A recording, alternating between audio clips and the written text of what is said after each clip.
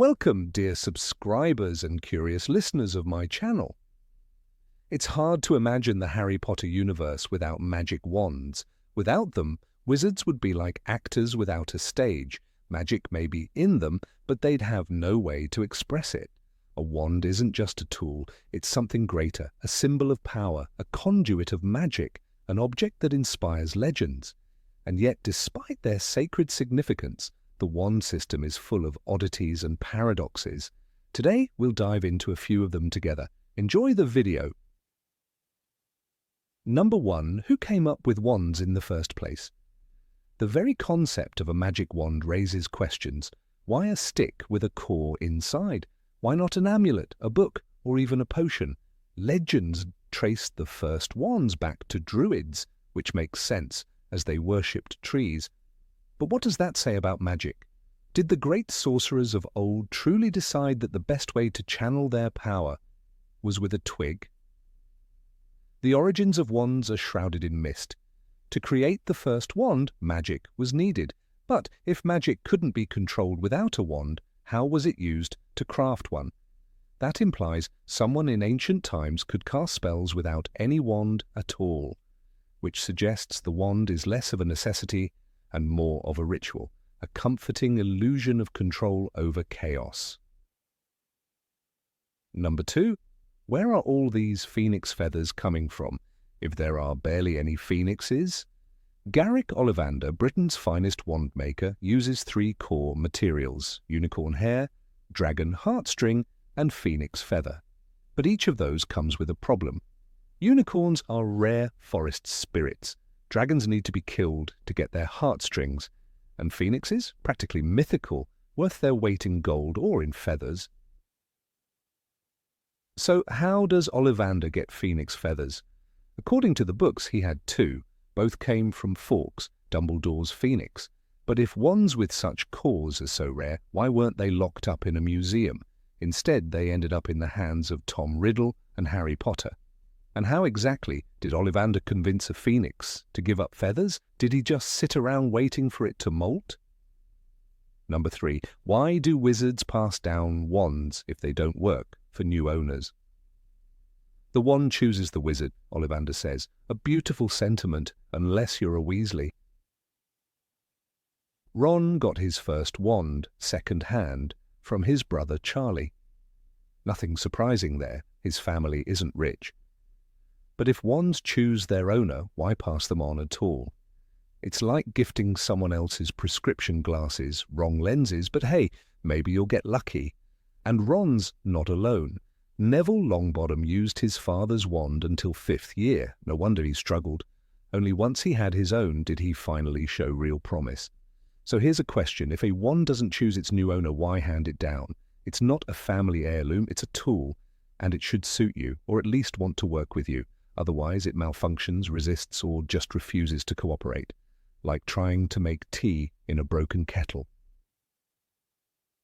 Number 4. Don't wand differences put Hogwarts students at an unfair disadvantage? At Hogwarts, everyone studies the same curriculum, but everyone's wand is unique.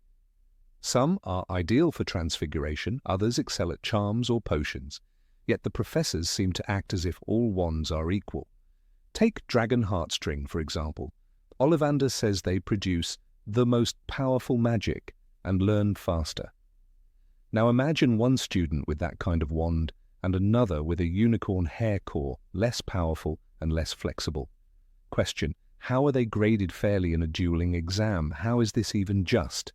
Is this Hogwarts' hidden version of core-based discrimination? Number 5. Why don't wizards learn wandless magic if it's possible? Wandless magic is real. We've seen Dumbledore, Voldemort, Sirius Black, and even some first years use it in extreme situations. It exists. And in many cases, it's even more powerful than wand-based magic. Yet at school, it's barely discussed. If true magical strength lies in a wizard's will, intelligence, and control, why is all education focused on a stick of wood? Why does no one consider developing abilities that don't rely on external tools? Maybe the wand is a way to limit wizards, to tame them, to keep their power in check. Because a witch or wizard Who doesn't need a wand? That's someone dangerous and inconvenient. Number 6. Why do students almost never lose their wands? First years at Hogwarts are kids. Kids who lose gloves, forget books, and wander into the Forbidden Forest by accident. And yet they somehow never lose their wands. A wand is small. No case. No strap. It's easy to leave behind in class, drop in the bathroom, or lose in the grass on the grounds. But somehow every student always knows where it is. As if some magical radar constantly whispers, "Wand's still with you, all good." A more realistic scenario would be a flood of lost and found reports. "Lost my wand, please help." But that never happens. In the books, it's as if wands are enchanted keychains that find their way back to your pocket. Number 7. Why don't wands break more often? 11-year-olds, wooden wands, what could possibly go wrong? Hagrid once sat on a cake. If it had been a wand, odds are it would have snapped in two.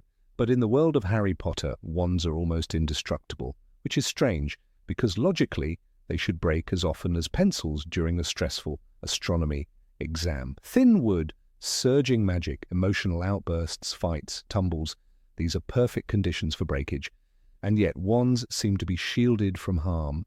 Perhaps they come with a 5-year warranty and a built-in self-repair charm? Number 8. Why don't wands need recharging or upgrades? Ron's wand broke in Chamber of Secrets, not from magic, but from a crash. It fizzled and sparked for weeks, yet even then it wasn't weak because of overuse. It was weak because it was damaged. That's the strange part. Wands never seem to tire, never run low. Harry used his wand for 7 years, through battles, curses, and near death. It never once needed a recharge. "Your wand is only as powerful as you are," Lupin said once. But if that's true, then are wizards bottomless wells of magic? Every magical object has limits. Time turners break. Portkeys fade. Even broomsticks need polishing and repairs. But a wand, a stick of wood with a magical core, outlasts them all. No wizard ever speaks of replacing cores, refreshing enchantments, or tuning their wand. If the wand is fueled by the wizard, then why don't wizards burn out? And if it creates magic on its own, then why isn't it studied as an infinite power source? Either answer leads to the same mystery. Wands work forever, and no one knows why. Number 9. Why don't wands have any kind of user protection? When Peter Pettigrew took another wizard's wand, he used it to kill. When Bellatrix lost hers, Hermione cast spells with it like it was her own. There was no barrier, no warning, no security. A wand, no matter how loyal, can still work in the wrong hands. Even the Elder Wand, said to bond through mastery, let Voldemort cast deadly spells despite not being truly his. The wand does not truly answer to you, Dumbledore's portrait warned, but it still worked. That alone should terrify everyone. In a world where a flick can summon fire or take a life, why doesn't a wand ask for a password? Why no blood signature, no oath, no charm that binds it to its owner? Even a child's toy broom might refuse to fly without the right touch. But a weapon? A weapon obeys anyone. It's madness.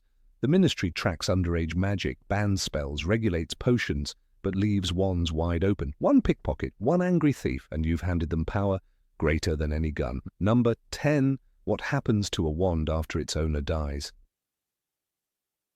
When Cedric Diggory died in the graveyard, his wand fell beside him. No one picked it up. No one asked what became of it. It's never mentioned again. The same with Sirius Black, or Fred Weasley, or Lupin and Tonks. Their wands vanished into silence.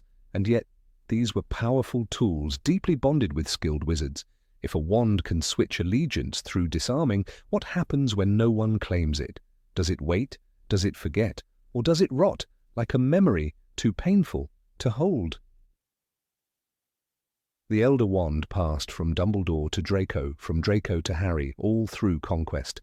But most wands aren't taken in duels. Most are left behind. Why doesn't the wizarding world collect them, reuse them, study them, Graveyards across Britain must be full of discarded magic, and yet no one digs, no one dares. It's as if wands are sacred objects too personal to touch after death.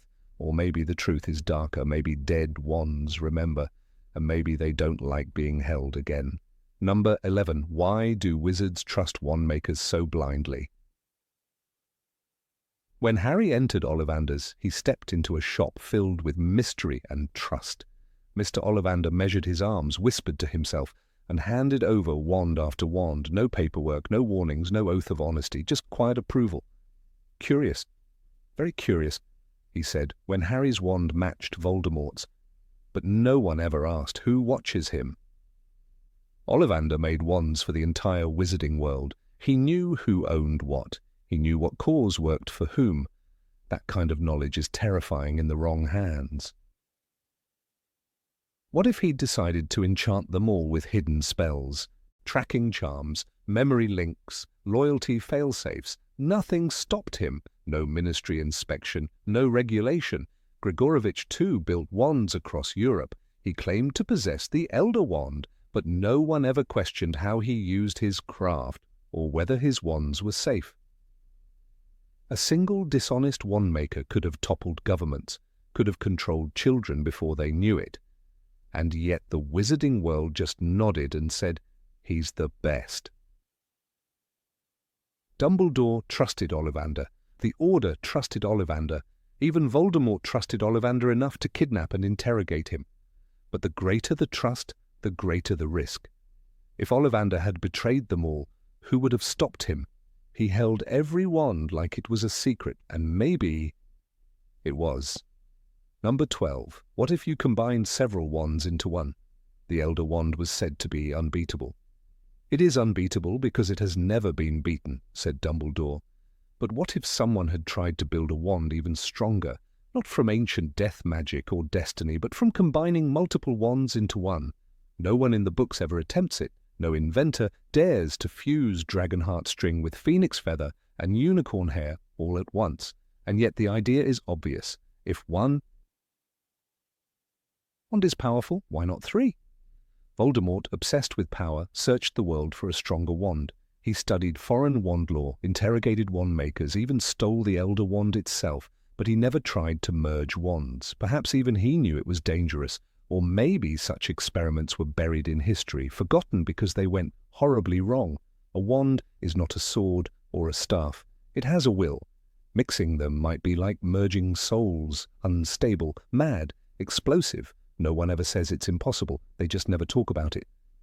And that silence feels loud. What if the greatest magical invention was banned, not because it failed, but because it worked too well? What if someone long ago built a wand made of other wands and was never seen again? Number 13. Can Muggles use wands? When Hermione Granger held her wand for the first time, it obeyed her instantly. 10 3/4 inches vinewood dragon heartstring, Mr. Ollivander said with admiration. He never once questioned her bloodline. Her parents were Muggles, dentists to be exact. But the wand didn't care. It hummed with energy in her hand. It recognized her magic, despite her upbringing, which leads to a dangerous thought. What if the wand doesn't know the difference between a Muggle-born and a true Muggle? Rowling never tells us what would happen if a Muggle, someone entirely without magic, picked up a wand and tried to cast a spell. Would it spark? Would it explode? Or would it just lie silent and dead like a broken stick? We only know what happens when squibs try. Argus Filch, bitter and broken, had to send away for quickspell courses. No mention of him ever using a wand with success. And yet the world remains strangely quiet on what would happen if someone like Vernon Dursley grabbed a wand and shouted Expelliarmus. Hermione's ease with magic proves that magical potential can exist where no one expects it. But what if potential isn't as clear-cut as we think? What if wands have the power to unlock something hidden in even the most ordinary of humans? The idea sounds ridiculous until you remember that the wand doesn't just channel power, it amplifies it, it focuses it, and focus, as we've seen, can be learned. Maybe the wizarding world fears the real answer. Maybe that's why they've kept wands out of Muggle hands for centuries. Not because Muggles can't use them, but because one day, one of them might. And when they do, it won't be magic choosing blood. It will be blood proving it never mattered. Number 14. Why can't a wand reject its master? The Elder Wand killed more people than it ever saved. And yet, it never hesitated.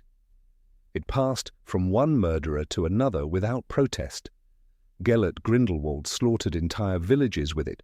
Voldemort used it to torture, curse, and kill, most notably when he cast the killing curse on Harry in the Forbidden Forest. Avada Kedavra, he whispered, and the wand obeyed. No resistance, no hesitation, just death. This was the most powerful wand in the world, and it didn't care who held it. If a wand truly chooses the wizard, as Mr. Ollivander once claimed, then why doesn't it care what kind of wizard it chooses? Why does it serve both heroes and monsters alike? Harry's holly wand with the phoenix feather core shared a twin with Voldemort's. They are brothers, Ollivander explained.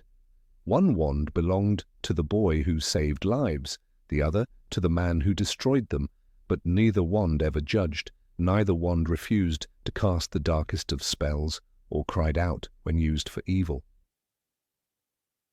There is no moral compass in wood and core, just power, and that power bends to the one who wields it best. When Draco disarmed Dumbledore, the Elder Wand shifted allegiance, not because Draco was righteous, but because he won. It didn't matter that Draco didn't want to kill. It didn't matter that Dumbledore stood for peace.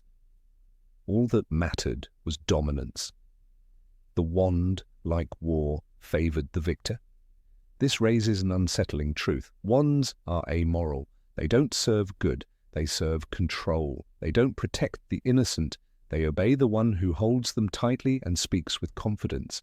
In a world obsessed with the purity of blood and the nobility of magic, the wand stands as a cold reminder. Magic itself doesn't choose sides. Only people do. Number 15. Why can't a wand's loyalty be undone? In the silent gloom of Malfoy Manor, Draco stood with the Elder Wand in his trembling hand. He had disarmed Dumbledore on the Astronomy Tower months before, though he hadn't known then what power that simple act would grant him.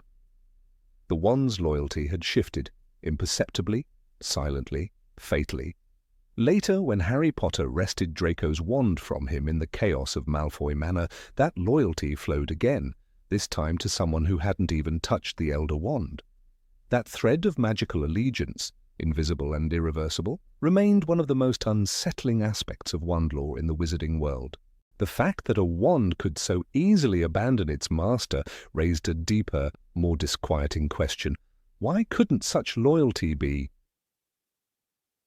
undone? The world of wizardry, for all its complexities and arcane rituals, seemed to have an oddly primitive underpinning when it came to the question of power.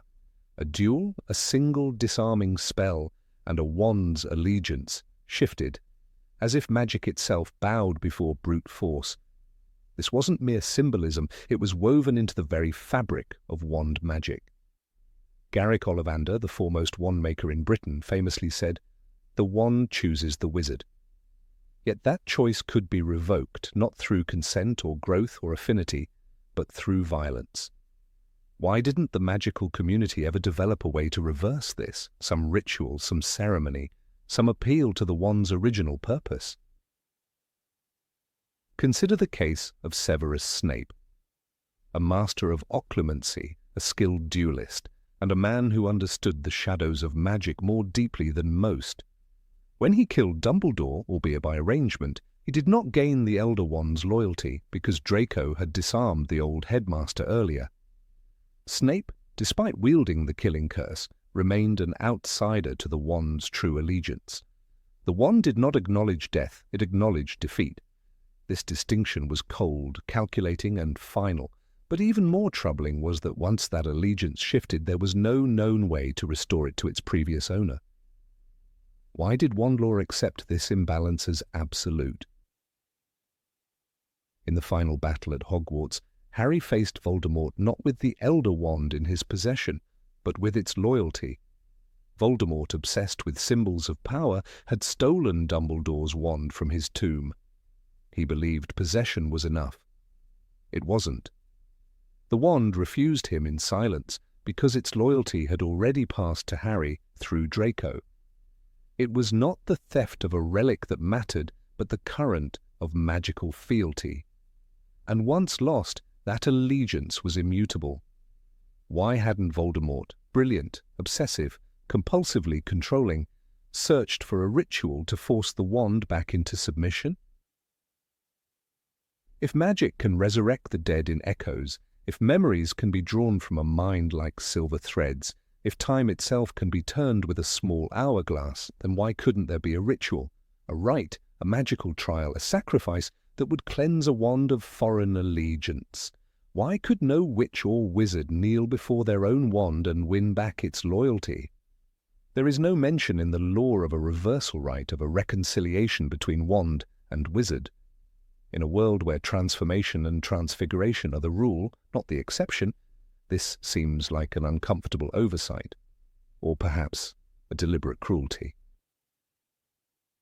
The story of Ron Weasley's broken wand stands in sharp contrast. After it was damaged during the flying car incident in Chamber of Secrets, the wand backfired, miscast, and resisted proper spells. It wasn't until he replaced it that Ron could cast magic reliably again. The implication is clear: a damaged wand fails its purpose, but a loyal wand, one that has changed allegiance, remains powerful, just not for its former master. So loyalty, once shifted, is more enduring than the wand's own physical integrity. That permanence makes the magical bond seem less like choice and more like bondage. Sirius Black's wand was confiscated during his 12 years in Azkaban. When he escaped, he did not reclaim it. We never learn whether that wand remained dormant, stored away, or whether someone else attempted to use it.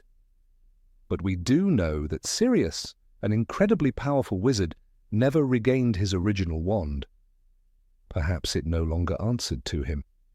Perhaps in the eyes of Wandlore he had been defeated not by a wand wielder, but by fate itself, by incarceration, by abandonment, by time.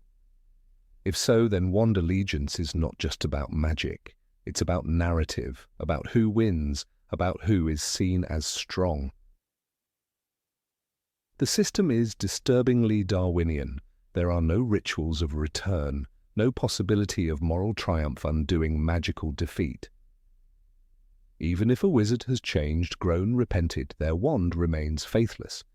This creates a hierarchy not of wisdom, not of skill, not of love or intent, but of conquest.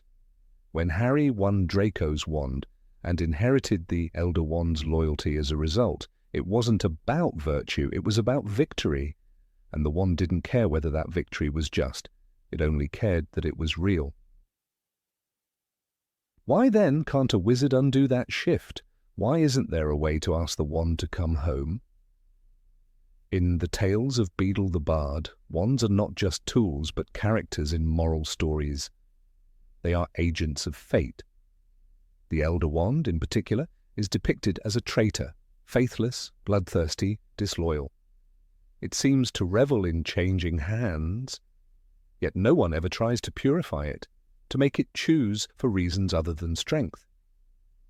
This reflects a fundamental discomfort in the wizarding world, the absence of ethical recalibration in magical tools. Number 16, why don't wands react to their owner's emotions? It was often said in the wizarding world that the wand chooses the wizard. Ollivander himself repeated it as gospel, as though the phrase alone could explain the intricate, mystical bond that existed between spellcaster and magical tool. Yet for all the reverence heaped upon wands, their cause, their woods, their supposed sentience, there remains a silence inside them that no one dares question. The wand, supposedly so attuned to its owner, is astonishingly indifferent when it comes to emotion. Fear, love, anger, all of them surge through the wizard's veins during battle, yet the wand in hand neither trembles in excitement nor recoils in warning. It is an obedient servant, never a fellow traveller. When Harry Potter stood in front of Voldemort in the Forbidden Forest, knowing he was walking to his death, the Elder Wand, his wand by blood right, offered no shiver of warning, no flicker of defiance. It remained, like always, still. And when he raised Draco Malfoy's wand to defend himself, there was no visceral connection to tell him that this tool would serve him willingly. It simply worked. Magic happened. And yet, for a moment so charged with emotion, with the weight of a boy's sacrifice, there was nothing returned from the object in his hand. If the wand could recognize loyalty and ownership, why couldn't it register the unbearable gravity of a dying heart? Hermione Granger, the brightest witch of her age, knew that emotion influenced magic. In The Half-Blood Prince, she scolded Harry for using spells when angry. "You shouldn't let it get to you like that," she said, after Harry nearly used a hex on Zacharias Smith. And she was right. Emotion could both amplify and destabilize spellcasting, but the wand, that so-called intelligent conduit of magic, never responded to the tempest within the caster. Hermione's own wand didn't flicker when she used a memory charm on her own parents, erasing herself from their lives. Her hands were shaking, her soul torn, but the wood in her grasp remained inanimate, cold, silent. It becomes stranger still when one considers the behavior of Patronuses. These deeply personal manifestations require immense emotional focus to summon, a memory, a feeling so pure that it wards off the darkest creatures known to magic. And yet in those moments it is not the wand that reacts to the power of love or hope surging through the wizard's body. It is the spell alone that takes shape. Harry's stag, Lily's doe, Snape's undying echo of heartbreak, all of them rose, not because the wand responded to their emotion, but because the caster forced that emotion through the wand like a funnel. The wand was a vessel, not a companion. And that seems deeply inconsistent with how wand law is explained. Ollivander described wands as having preferences, tempers, and even loyalty. "The wand chooses the wizard, Mr. Potter. That much has always been clear to those of us who have studied wand law," he said. And indeed, wands have switched allegiance in duels, snapped themselves when their owners died, or refused to perform for unworthy users. Yet, for all this supposed sentience, none of them ever offered comfort, nor cried out in warning when danger approached. They chose, they obeyed, but they never empathized. Why is that? Why, for example, did Ron Weasley's wand, handed down and cracked, never rebel against the shame and frustration he felt at constantly being second best? When Ron destroyed the Horcrux that preyed on his fears of inadequacy and betrayal, it wasn't the wand that offered him support. It was Harry's encouragement. The wand did what it was told, nothing more, no flickering in his grip, no pulse of warmth to say, "I'm with you." Just function, mechanical, soulless, obedient function. Consider Neville Longbottom, whose bravery blossomed under pressure. His transformation from a stammering boy to a sword-wielding rebel was fueled by loss, pain, and unshakable loyalty. Yet his wand never showed signs of awakening alongside him. No signal, no bonding ritual, no emotional resonance. And even though Neville's new wand, a gift from Ollivander himself, served him well, it too lacked any sense of spiritual attunement. Its behavior remained identical regardless of Neville's emotional journey. Was it really attuned to him, or merely compatible?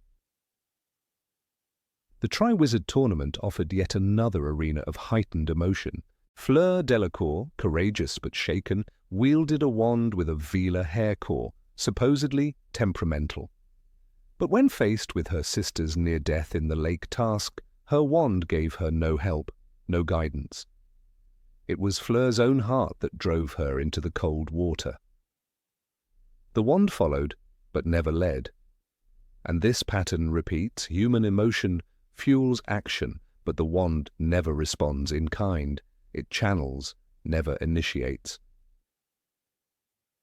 Even Albus Dumbledore, perhaps the most powerful wizard of his time, wielded the Elder Wand, a relic famed for its responsiveness.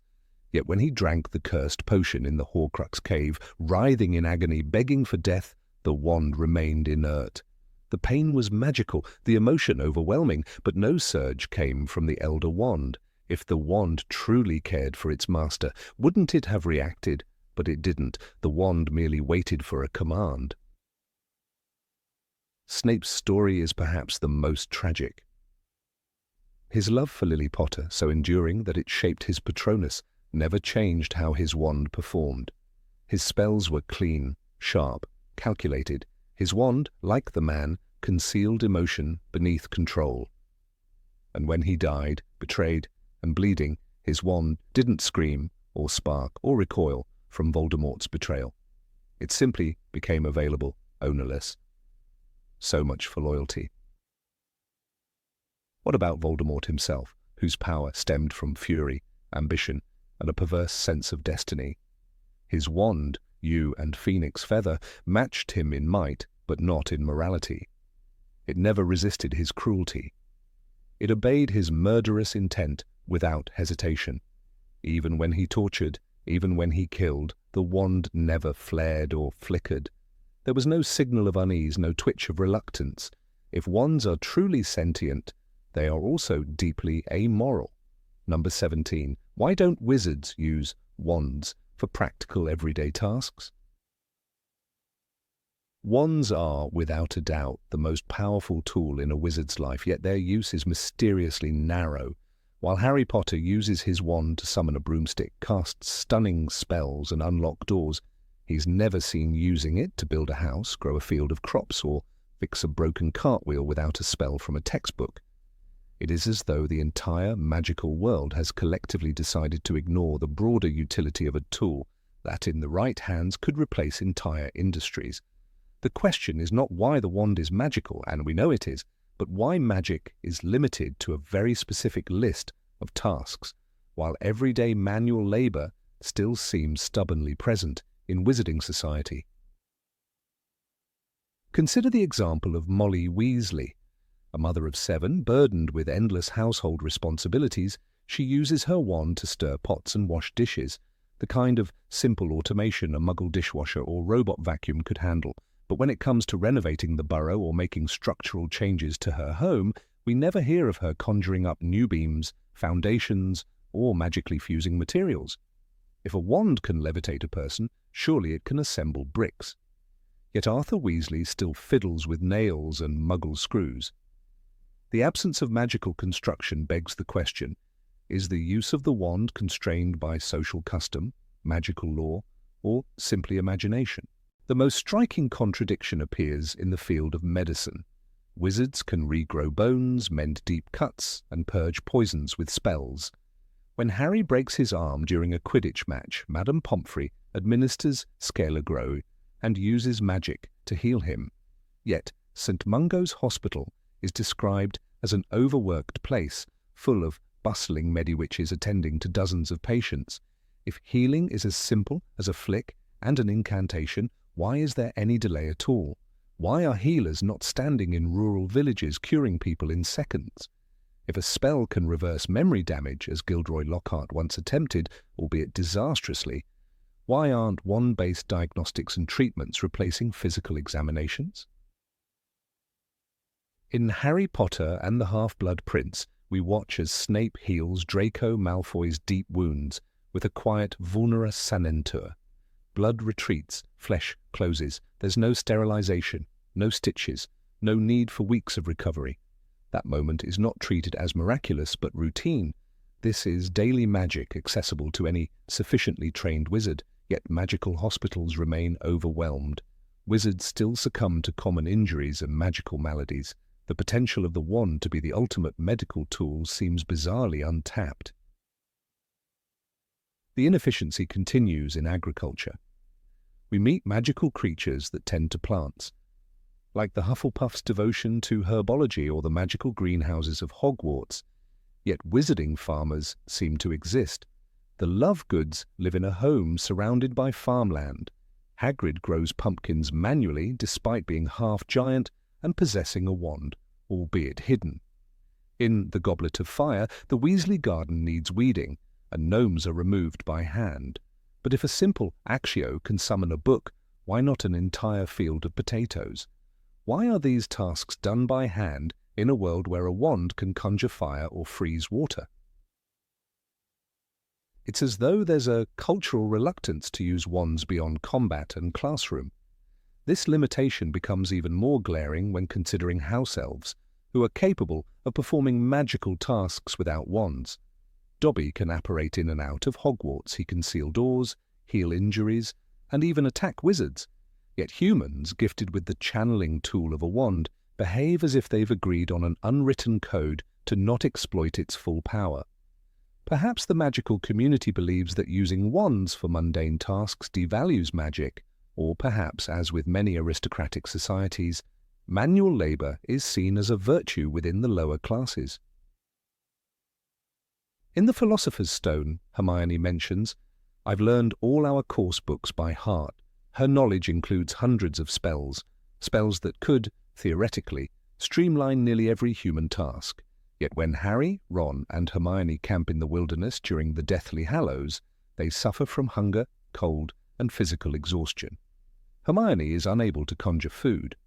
The law of Gamp's elements of transfiguration forbids the creation of nourishment. But why not conjure better shelters, durable clothing, or warm baths? Even their tents are borrowed. If the wand is a tool of limitless manipulation, why must 3 of the world's most skilled young wizards suffer like muggles in the woods? Even in death, magic seems inefficient. Dumbledore's funeral is arranged with great solemnity, but where are the spells to preserve his body or carry him gracefully into the tomb? Where are the enchantments to ease grief, to soothe trauma, to help the living let go of the dead? If memory charms exist, why not therapeutic spells to mend emotional wounds? Wizards suffer from post-traumatic stress. Harry's recurring dreams are evidence. But there is no magical equivalent to counseling. Is the mind more protected than the body? Or has magic simply not progressed into the domain of psychological care? Wands are also inexplicably absent from industrial use. In the Muggle world, factories and machines replaced human labor centuries ago, but in the Wizarding world, robes are still sewn by hand, books handwritten or printed with rudimentary tools, and broomsticks handcrafted. Fred and George Weasley build a booming business selling magical gadgets, but their workspace is manual, chaotic, and old-fashioned. They enchant products, but do not appear to use their wands to speed up production or automate assembly. There is no sign of magical factories, enchanted conveyor belts, or floating tools crafting items at scale. The wand could be a production miracle, and yet it is idle. Number 18. Why hasn't anyone created a universal wand? Of all the many mysteries the wizarding world refuses to question, perhaps none is more perplexing than the sacred bond between wizard and wand. It is a relationship passed down through centuries without protest or innovation, built on a belief so entrenched that even the brightest minds of Hogwarts never dare to challenge it.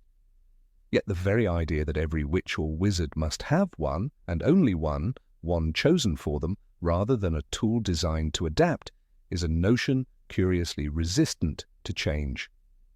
For a society capable of altering memories, growing bones overnight, and preserving souls in fragments, the idea that one law cannot evolve feels increasingly out of place. Why, in all the history of magic, has no one successfully created a universal wand? The wandmaker, Garrick Ollivander, whose name is whispered with awe on Diagon Alley, famously said, "The wand chooses the wizard." His expertise, revered and rarely questioned, sets the tone for wand lore across Britain.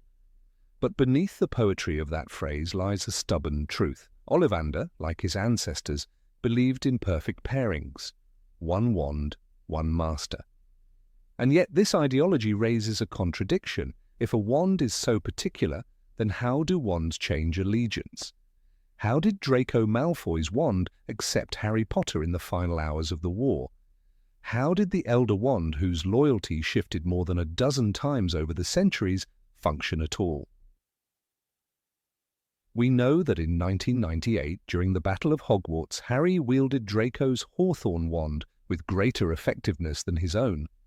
It responded to him with power and control that even startled Hermione. Later, the Elder Wand, once bound to Dumbledore, responded to Harry because he had disarmed Draco, not because of a mystical connection to Dumbledore.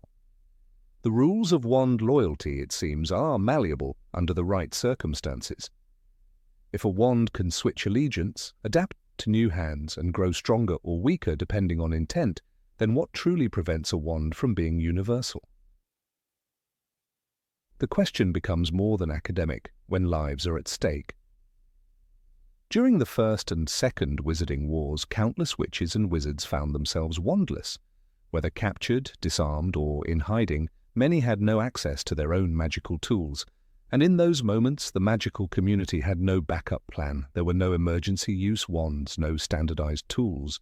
The ministry had protocols for evacuations, for werewolf containment, even for memory wipes, but not for issuing replacement wands. Why not? Imagine a wand created not to bond with one wizard forever, but to learn.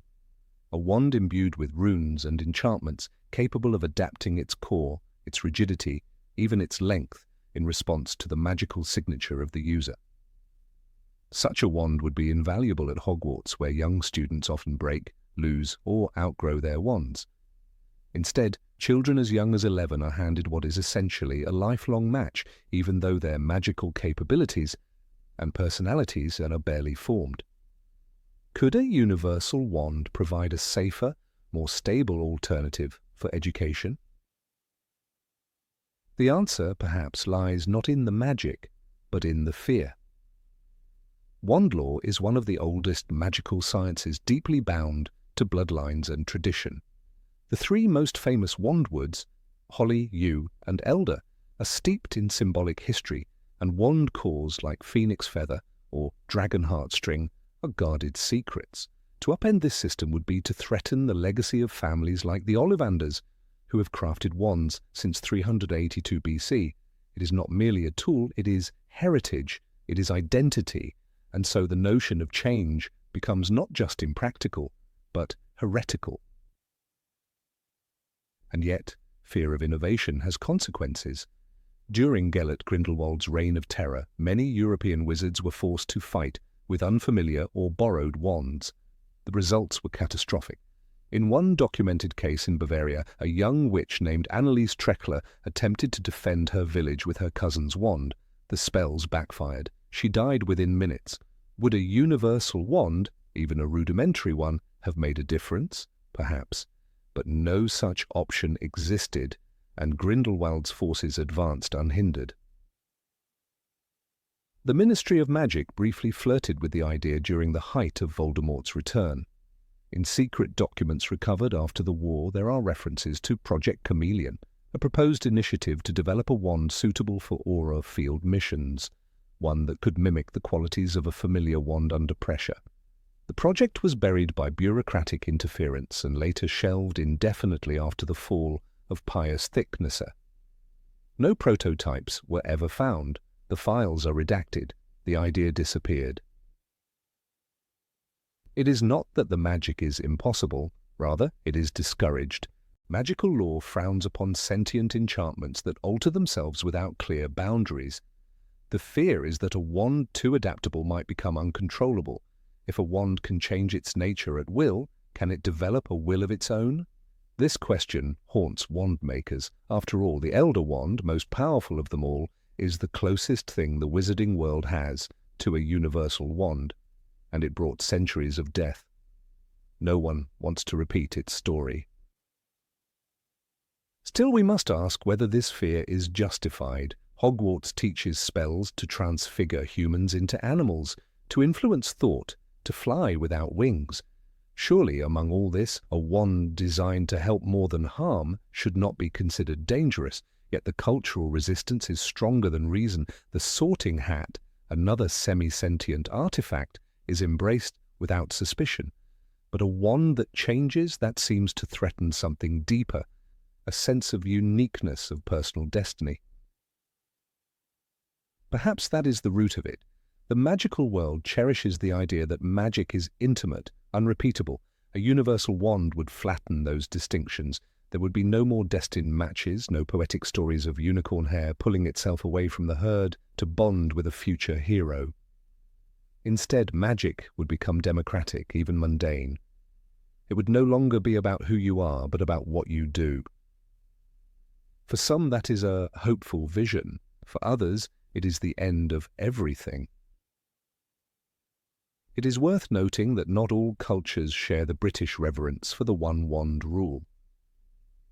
In parts of Africa, where wandless magic is more common, wands are treated more like tools than soulmates. Spells are cast through gestures, words, and internal focus, not just wood and core. In some South American communities, wands are traded and shared among trusted family members. The notion of a universal wand is not alien, only unpopular in the West. And yet, even in Britain, there are cracks in the old beliefs. Hermione Granger, the brightest witch of her age, performed magic with Bellatrix Lestrange's wand at Malfoy Manor. She was not its owner. The wand did not rebel. It worked. Not as well as her own, perhaps, but well enough. In a war, well enough can be the difference between life and death. And if that is possible, why are we still telling children that the wand chooses the wizard is an immutable law? Harry Potter himself, whose very survival depended on the chaotic inheritance of multiple wands, proved time and again that loyalty and mastery are more fluid than tradition allows. When he snapped the Elder Wand to prevent further bloodshed, he rejected the old order. But in returning Draco's wand to him and keeping none for himself, he reinforced the idea that wand ownership is sacred. He had the chance to change everything. He chose not to. But what if someone else does? What if a future generation, raised on both history and practicality, chooses to develop a wand that adjusts to the user, that contains built-in spells for emergencies, that can identify the magical signature of its wielder? A wand that can perform a Patronus or apparition only when wielded by a registered wizard, thus preventing dark wizards from abusing it? Could such a tool not save lives, prevent war, replace blind tradition with thoughtful control? The answer may depend not on wand makers, but on lawmakers. Until the ministry approves universal designs, innovation will be stalled. Those who try, independent wand makers, experimental enchanters, are often discredited or monitored.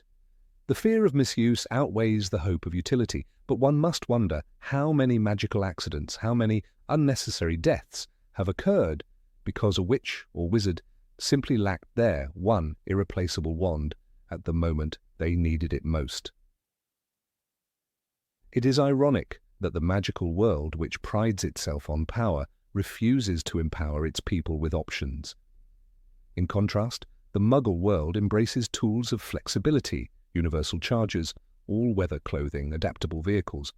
But wizards who can vanish through walls still cling to the idea that a stick of wood is their only lifeline. Even as dark wizards invent new curses and poisons, the good side refuses to arm itself with versatile tools. It is not just outdated, it is dangerous.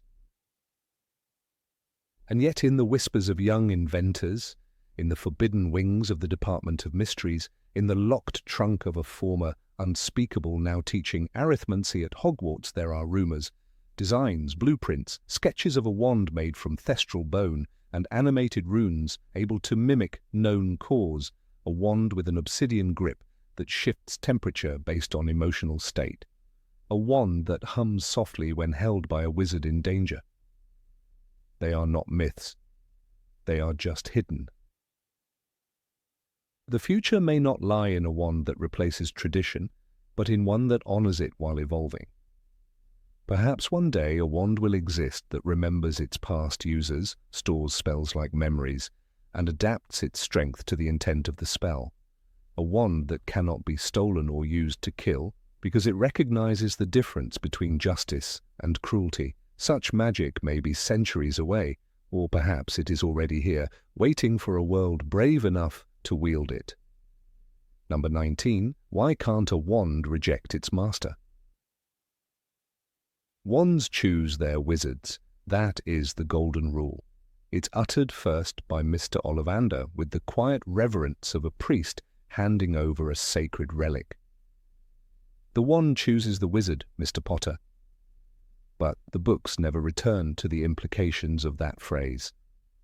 The story accepts this rule as an elegant bit of magic lore and moves on. Yet if we pause for a moment, we see the cracks.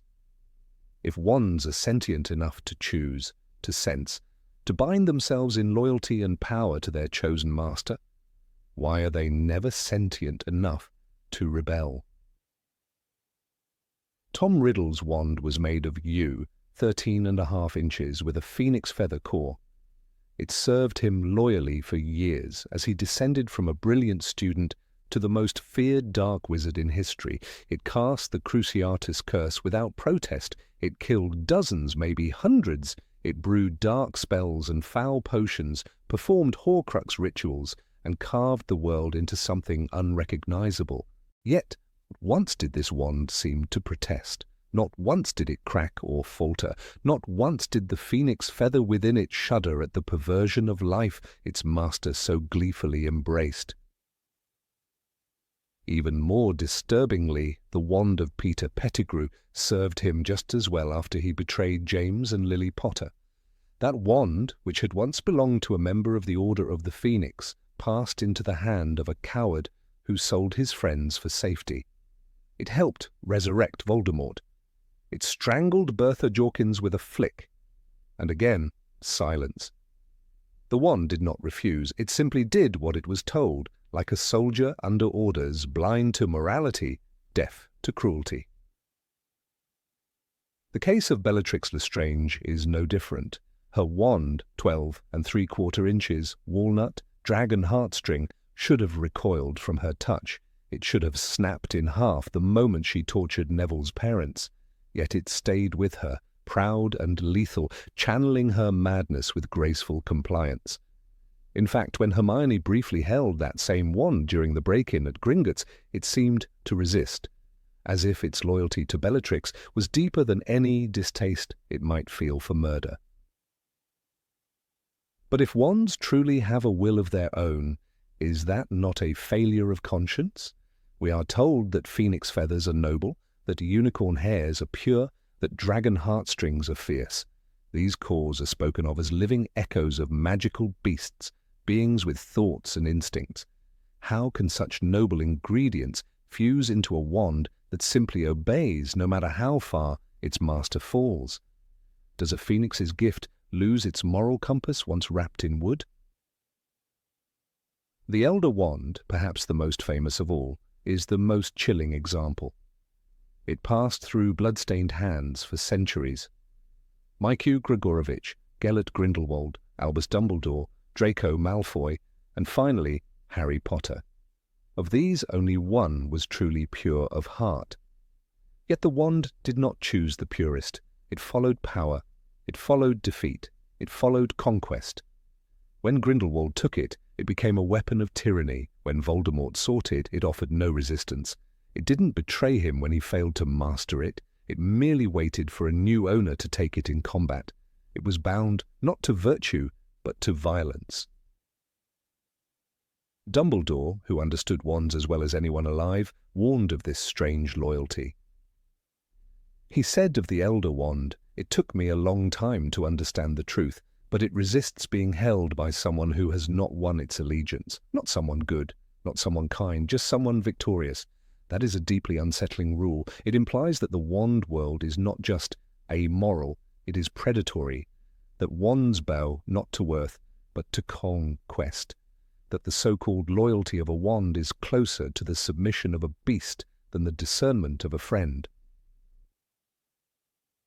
Harry's own wand offers perhaps the only flicker of contradiction. His holly and phoenix feather wand, which shared a core with Voldemort's, displayed a strange kind of defiance. When Voldemort attacked him in the graveyard in Goblet of Fire, the wands connected in priori incantatem, a phenomenon so rare that even Dumbledore was cautious in explaining it. And when Voldemort tried to destroy Harry's wand in Deathly Hallows, the wand fought back. It expelled a burst of golden fire, unbidden, uncontrolled, that shattered Lucius Malfoy's stolen wand and drove Voldemort off. That one moment is the only evidence in 7 books that a wand might rebel, but even then it was loyalty to another wand core, its twin, rather than to any moral judgment.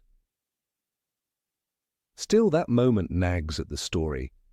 It opens the door to questions the books never answer. If a wand can unleash its own power without the caster's intent, can it choose not to obey?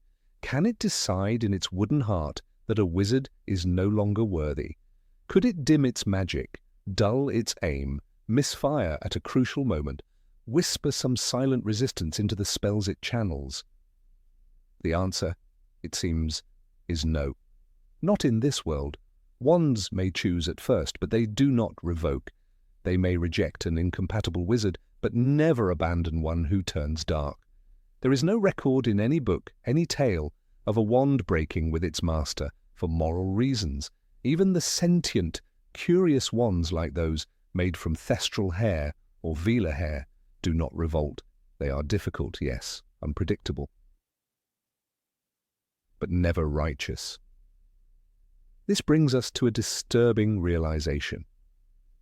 Perhaps the story we are told, that wands choose and bond and remember, is a myth to comfort children. Perhaps wands are not wise companions, but extensions of the wielder's will, amplifiers of intent, regardless of its color. Perhaps they are not moral actors at all, but conduits, passive and hollow until filled with power. It would be easy to blame the wand-makers for this myth. Garrick Ollivander, for all his brilliance, was obsessed with matchmaking. He spoke of wands like lovers or soulmates, describing how wand and wizard learn from each other, how a wand grows attached. But Ollivander never once spoke of a wand refusing its master. Even when tortured by Death Eaters, even when he saw his own creations used for evil, he did not suggest that a wand might rebel. The moral neutrality of wands allows for terrifying consequences. A child raised in love can grow up to curse the innocent, and his wand will not blink. A girl with noble dreams can be shattered by war and grow cruel, and her wand will not judge. There is no ethical fail-safe in magical tools, no spell that cracks if misused. Magic flows, uncaring, into the hands that summon it. And if wands are not just neutral, but deeply loyal regardless of morality, then they may be worse than tools. They may be enablers. Imagine a gun that grows more accurate the more it is used for murder. Imagine a sword that sharpens itself in response to cruelty. That is the nature of the wand. It adapts. It evolves. It offers more of itself the longer it is used, regardless of what it is used for. This raises an even darker possibility. Perhaps the bond between wand and wizard deepens with use, not because of trust, but because of alignment. Perhaps a wand over time becomes like its owner, not in character, but in function. A wand used to heal learns to heal. A wand used to torture learns to torture. And so the longer a wizard holds it, the harder it becomes to break the bond. Not because the wand loves its master, but because it has been shaped by him. When Ron uses Bellatrix's wand in Deathly Hallows, it nearly betrays him during the escape from Malfoy Manor. When Hermione uses the same wand, she struggles to perform spells. Perhaps it's not that the wand resists their touch, but that it has been warped by Bellatrix's use, twisted into a tool of hatred. Its magic, no longer neutral, becomes foreign to gentler hands. There is something deeply tragic in this. It suggests that wands can be corrupted not in spirit but in habit, that magic itself can become polluted by repetition, that even a phoenix feather can be trained to obey cruelty. If so, then the question is not why a wand doesn't refuse a dark wizard, but why it ever chooses anyone at all. What if the choice in Ollivander's shop is not a choice of morality, but of compatibility? What if the wand is seeking not goodness, but alignment of intention? Harry's wand chose him, yes, but it shared a twin core with Voldemort's. It chose him because he, too, had the potential for greatness. Not kindness, not virtue, greatness. As Dumbledore said, it is our choices that show what we truly are. But what if the wand doesn't care about choice? What if it only sees power? This is the uncomfortable truth about wands. They are not guardians, they are not judges, they are not allies of the light. They are magical accelerants bound to the soul that wields them, no matter how dark that soul becomes. They do not save the world, they only reflect it, and they do so without conscience. We are told again and again that magic itself is neutral. But wands are not just channels. They are selective, loyal, evolving. That makes their passivity in the face of evil even more damning. For if something can choose and still chooses silence, is that not complicity? Perhaps that is why Dumbledore feared the Elder Wand, not because of its power, but because it revealed a truth the magical world prefers to ignore. That magic, when left to loyalty without judgment, becomes a mirror to the worst in us. And that the most dangerous wand is not the one that kills, but the one that never says no. Number 20. Why is there no school for wand makers? In the world of magic, certain truths are taken for granted, their mysterious roots left unexamined, perhaps even deliberately hidden from the curious eye. One such truth is the silent reverence surrounding wand-making, an art both sacred and secretive, cloaked in centuries of silence. It is astonishing such a vital craft, upon which every witch and wizard relies, remains the dominion of a few reclusive individuals. Wand-makers like Garrick Ollivander and Miku Grigorovich are remembered with awe, almost as if they emerged from some divine lineage, their knowledge unteachable, their craft beyond reach. But behind the mystique lies an unsettling question. Why is there no school of wand lore? Every young witch and wizard begins their journey not by casting a spell, but by acquiring a wand. It is not merely a tool, it is, in the words of Garrick Ollivander, the wand that chooses the wizard. And yet no child is taught how their wand was made, no subject at Hogwarts, not even under the vast umbrella of magical theory or charms, touches the process of crafting wands. There is no elective in 7th year on the synergy of core materials. No student essay has ever been assigned on the subtle interplay between unicorn hair and ash wood. It is almost as though the knowledge itself is taboo, too sacred for textbooks, too dangerous for young minds. The implications of this omission are not trivial. Wands are not interchangeable. They have personalities, they bond, rebel, grow bored, and even transfer allegiance. In Harry Potter and the Deathly Hallows, the Elder Wand refuses Voldemort its loyalty. In the Goblet of Fire, Harry's and Voldemort's wands refuse to battle because of the shared Phoenix core. This is not abstract magic, it is living connection. And yet the method of creating such a connection is not passed down in any academic form.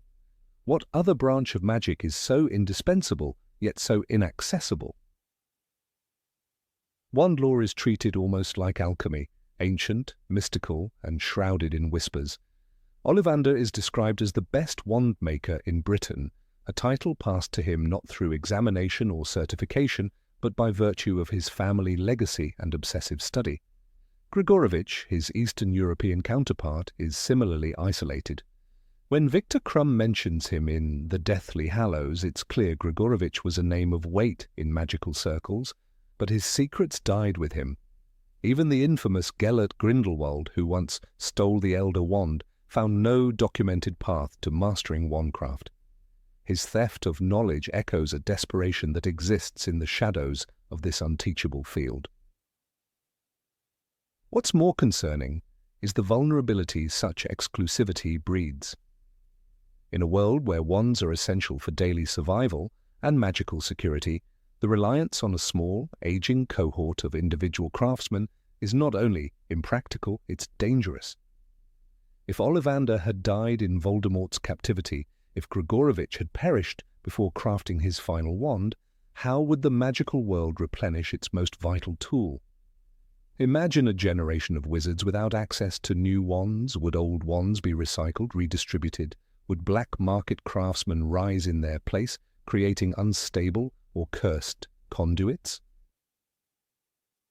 There's a telling moment in The Half-Blood Prince when Harry's wand breaks during the escape from Godric's Hollow. The repair of this wand becomes a crisis of the highest order. Even Hermione, the brightest student of her year, cannot mend it properly.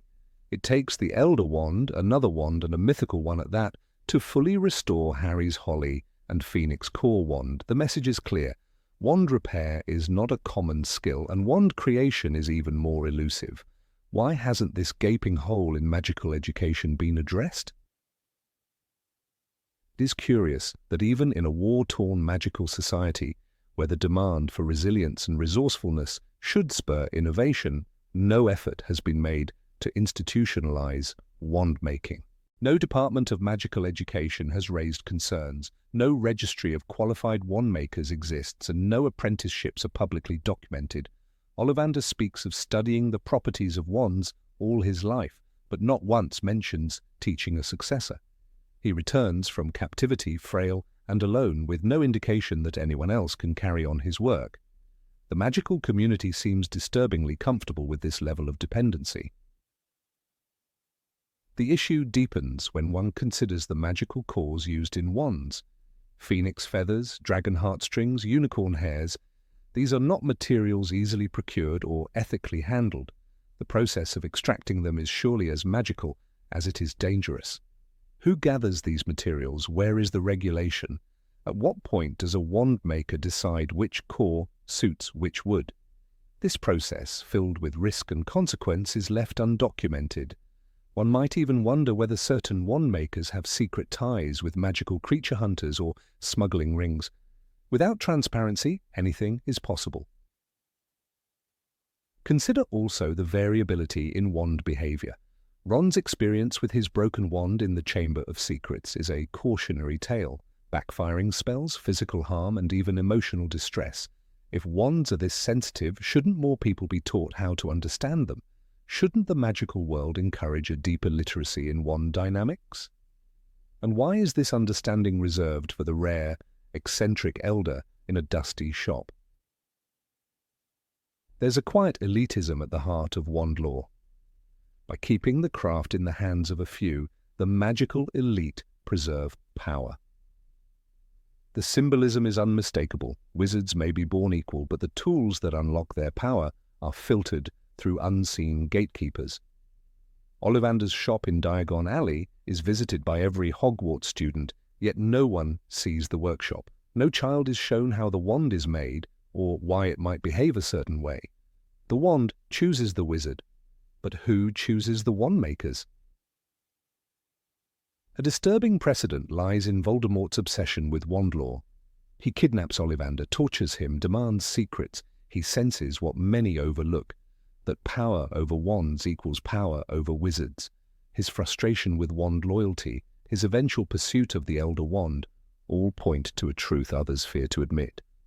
Wand lore is the key to magical supremacy, and keeping it obscure ensures that no one else holds that key. Even Dumbledore, in all his wisdom, never suggests that wand-making be taught. Perhaps he feared the consequences, perhaps he too benefited from the mystery. The Department of Magical Law Enforcement tracks illegal spell usage, but not illegal wand crafting. There are no auras trained to detect counterfeit wands. There is no educational outreach on what makes a wand dangerous or untrustworthy. The magical community teaches children how to duel, how to defend against the dark arts, how to brew potions and transfigure objects, but not how to understand the most important tool they will ever wield. The silence is deafening. It is especially strange that Hogwarts, a school known for encouraging experimentation and magical theory, excludes wand lore from its curriculum. Professors like Flitwick, McGonagall, and even Snape are experts in their fields, and yet none have ever even hinted at the science behind wands. In The Philosopher's Stone, Ollivander gives Harry a poetic description of his wand, holly and phoenix feather, 11 inches, nice and supple. But this poeticism hides more than it reveals. What does it mean for a wand to be supple? How does holly behave differently from elder? The students never learn. In Fantastic Beasts and Where to Find Them, the expanded magical world of America introduces new wand regulations, hinting at broader cultural implications. Bakusa requires wizards to carry permits for their wands, but even in this regulatory environment, the origin of the wands themselves remains opaque. No mention is made of American wand makers, of schools that teach wand crafting, of institutions that safeguard this knowledge. The pattern repeats: wands are essential, yet the knowledge to create them is excluded from public reach. Could argue that wand lore is too dangerous to be taught en masse, that students might misuse the knowledge or create unstable wands. But this argument collapses under scrutiny. Hogwarts teaches the brewing of poisons, the summoning of fire, the control of minds through charms. Dangerous magic is not excluded, it is taught responsibly. Why then is wand lore uniquely forbidden? Could it be that the danger lies not in what students might do, but in what they might uncover? The historical records are silent on how wand lore developed. There is no known founder, no council of elder wand makers, no sacred texts passed down from generation to generation. Compare this to other magical fields. Herbology has ancient roots, divination has prophetic lineages, even arithmancy boasts centuries of scholarly development. But wand lore remains originless, as if it sprung from the minds of a few lone geniuses. This absence is suspicious. What history has been erased? There is reason to believe that wand lore, in its original form, was a communal art, perhaps even spiritual. In the tales of Beadle the Bard, ancient wizards craft their own magical instruments. The tale of the Elder Wand suggests that its power came not from secrecy, but from craftsmanship so masterful it could not be matched. The legend implies a time when wand-making was understood, practiced, perhaps even revered across the magical world. What changed? Perhaps the decline of open wand lore mirrors a broader shift in magical culture. As wizards withdrew from Muggles, as secrecy became paramount, as bloodlines hardened and hierarchies crystallized, knowledge began to close in on itself. Craftsmanship became legacy, innovation became inheritance, and so the art of wand-making was buried under layers of inheritance, wrapped in silence, guarded by families unwilling to share. The uncomfortable truth is that the wizarding world operates on fragile infrastructure. Behind every spell, every duel, every defense against the dark arts lesson lies a tool that no one understands. The confidence of magical society rests upon the unexamined assumption that wand-makers will always exist, that Ollivander's shop will always reopen, that the old knowledge will never be lost. But time is not kind to isolation. Without institutional support, without students, without records, even the most sacred arts wither.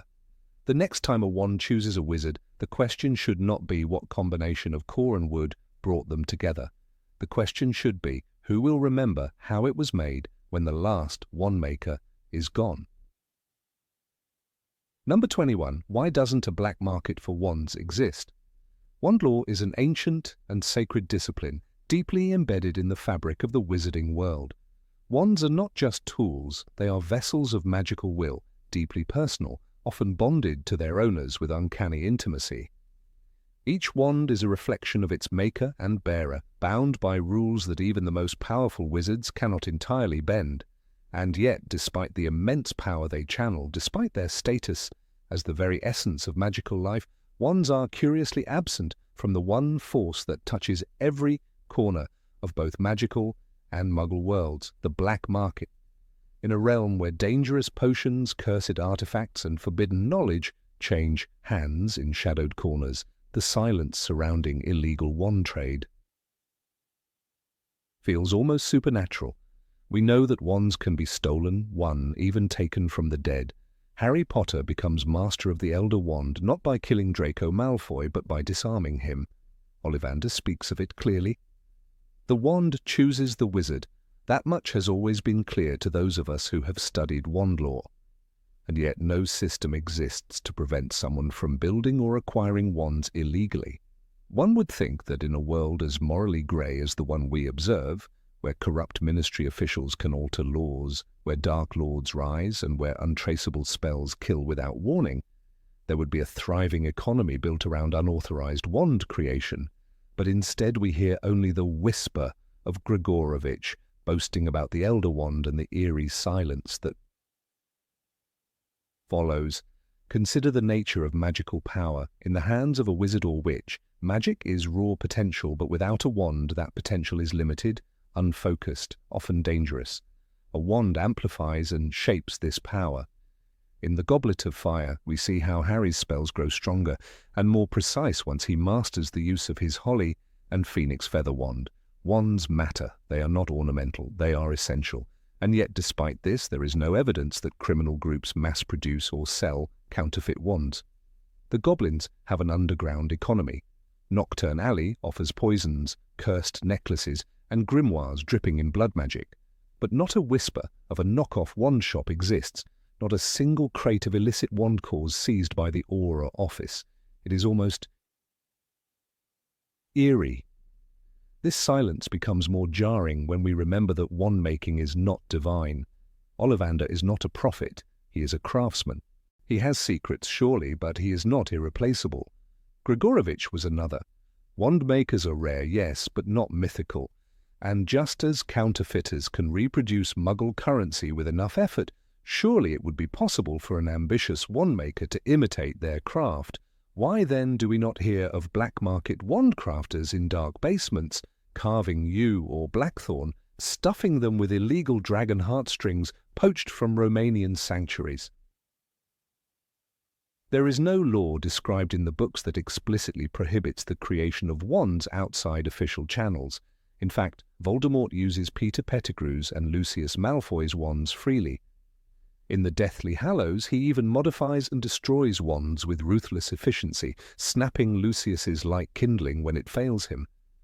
Voldemort does not hesitate to collect, steal, or repurpose wands, but even he, with all his resources, does not turn to some vast criminal network of wand suppliers. He uses what is already in circulation. This is perhaps the most telling absence of all. In Nocturne Alley, where the darkest magical artifacts lie, nestled in velvet-lined drawers where cursed objects pulse with barely contained power, there is Borgin and Burke's, home to deadly jewelry, sinister tomes, and preserved hands that strangle the unwary. But no wands, not a single mention of them. Even when Draco Malfoy explores the alley, in The Half-Blood Prince, seeking ways to repair the Vanishing Cabinet, he never once tries to obtain a new wand or even inquires about them. In a place where magic and morality decay side by side, the wand remains untouched. The closest we come to a wand black market is in the desolate atmosphere of Malfoy Manor, where snatched wands are piled like bones taken from captured or fallen enemies. Bellatrix Lestrange, using Hermione's wand in the forest, complains about its weakness, but that too is telling. It's not her wand. She does not have a second personal one. Even among Death Eaters, who kill without remorse and torture for pleasure, there is no indication they carry backup wands or visit rogue wand-makers for spares. They rely entirely on the legitimate supply chain or on theft. And yet history tells us that even the most tightly controlled artifacts always find their way into illegal markets. In the Muggle world, the theft of weapons is as ancient as the weapons themselves. Guns, blades, poisons all have black markets. Even religious artifacts are sold in backrooms and on digital forums. So what makes wands different? Why does magic, in this one essential area, seem clean? Perhaps the answer lies in the wand itself. As Ollivander said, the wand chooses the wizard. This is not a metaphor. Wands that are stolen never perform as well. Ron's brief use of a wand not his own results in sparks that misfire and spells that go awry. In Chamber of Secrets, his second-hand wand breaks, and the chaos it causes is both comic and tragic.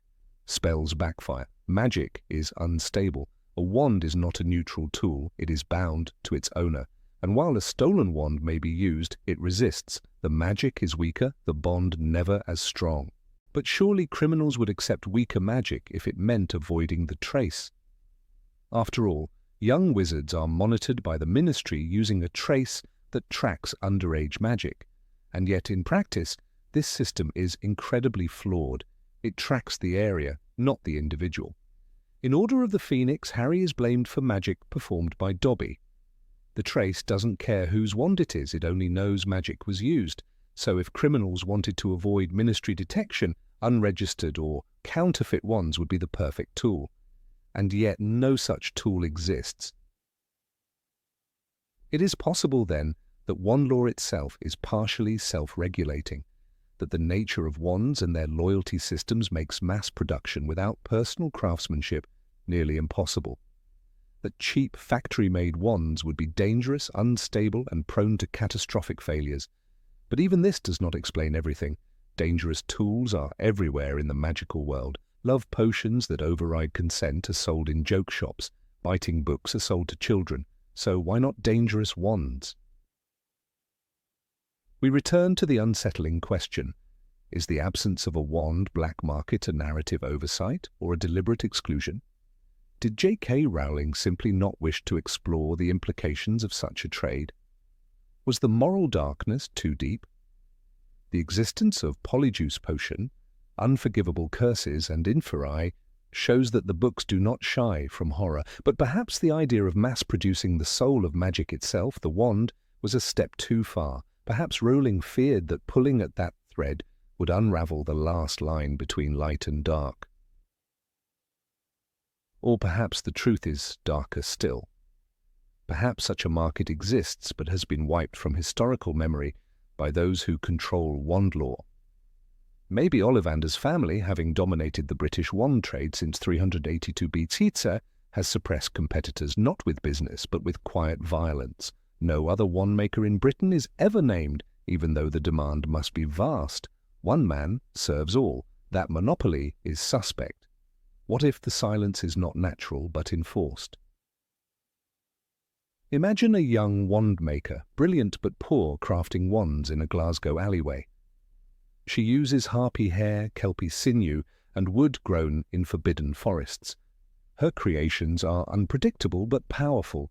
One ends up in the hands of a revolutionary, and suddenly a building in Diagon Alley burns.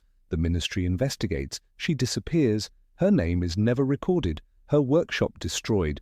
This story is fiction, yes, but it feels more plausible than complete absence. Wizards hide what they fear. The Department of Mysteries is filled with locked rooms, and no one knows what most of them do. Magic is buried in symbols, runes, secrets. If the magical world discovered that wands could be forged in secret, loyalty forced, cores harvested from tortured beasts, what would that mean for the social order? What would it mean for Ollivander's quiet dominance? What would it mean for the illusion of control the ministry clings to? In the end, wands remain the most personal object in a wizard's life. Yet their existence is tightly curated. Their origin, stories, sanitized. Harry's wand shares a core with Voldemort's, phoenix feathers from Fawkes. This connection is critical to the plot, to the prophecy. But what if wands made from darker sources had similar fates? What if a wand made from a thestral's heart and a tree struck by lightning could create a new kind of magic, forbidden but irresistible? We never hear of such experiments, but absence is not evidence. Just as the room of requirement hides what Hogwarts cannot face, perhaps wand law hides what the magical world cannot accept. That magic, at its core, resists control. That the clean lines between light and dark are illusions. That somewhere, in the dark, a wand lies waiting, not chosen, not given, but built for a purpose so terrible it cannot be named. And perhaps that is why the black market for wands is never shown. Not because it does not exist, but because it does, hidden in vaults, sealed in spells that erase memory, buried beneath the floorboards of a shop that sells only dusty tomes and taxidermy nightmares. And those who seek it never return. Number 22. Why don't wizards modify their wands? Of all the peculiarities in the magical world, none seem quite as perplexing as the strict sanctity afforded to wands. A wand chooses the wizard, Ollivander tells Harry, and this is repeated like a gospel truth in the magical community. Yet nowhere in the books do we see anyone question why this supposed bond between wood and wizard must remain unaltered. In a world where everything from flying broomsticks to cauldrons is enhanced, upgraded, charmed, and reworked, the wand, ironically, the most essential tool of magical life, remains strangely untouched. It is as though magical tradition has stopped time when it comes to the very instrument through which magic is focused. In Harry Potter and the Philosopher's Stone, when Harry tries wands for the first time, Ollivander remarks the wand chooses the wizard. That much has always been clear to those of us who have studied wand lore. But what does it mean to be chosen? If the wand picks you, are you then forbidden from ever changing it? If a wand is too long, too slippery, too brittle, too stiff, is it blasphemy to customize it? Why can't a wizard, once chosen, fine-tune the bond with something more than just emotional alignment? It is especially baffling when one considers that other magical items are heavily customized. Fred and George Weasley didn't hesitate to rework basic magical items into joke artifacts. Arthur Weasley famously tinkered with Muggle objects, enchanting them with spells for unique, hybrid functions. Mad-Eye Moody's eye is another prime example. A prosthetic object enhanced with charms to see through doors and even invisibility cloaks. If charms and runes can enhance a wooden leg or a flying broom, why not a wand? Take broomsticks. The Nimbus 2000 was not simply a broom, it was a racing machine fine-tuned for performance. The firebolt gifted to Harry in The Prisoner of Azkaban had a streamlined, superfine handle of ash, treated with a diamond-hard polish, and tail twigs made of birch, selected for their resilience and flexibility. Its handle included an unbreakable braking charm and special twigs to improve steering. Wizards clearly value innovation, unless the object in question is their wand. In The Half-Blood Prince, when Harry discovers Snape's annotated copy of the advanced potion-making textbook, he realizes that magical knowledge is not static. Snape improved standard spells, invented new ones, and refined potions. This is not a world where tradition is immutable. This is a world where the bold, like Snape, can surpass the textbooks. So why, in such a progressive magical environment, do wands remain exempt from evolution? Hermione Granger enchanted her handbag with an undetectable extension charm. The bag could hold an impossible number of items without increasing in weight. This charm is both advanced and practical, proof that magical containers can be improved. If one can modify a bag to hold a tent and a library, why can't a wand contain enhancements? Why can't it hold an embedded rune for better precision or a gemstone to amplify intent? Even in combat, wizards show creativity with magical tools.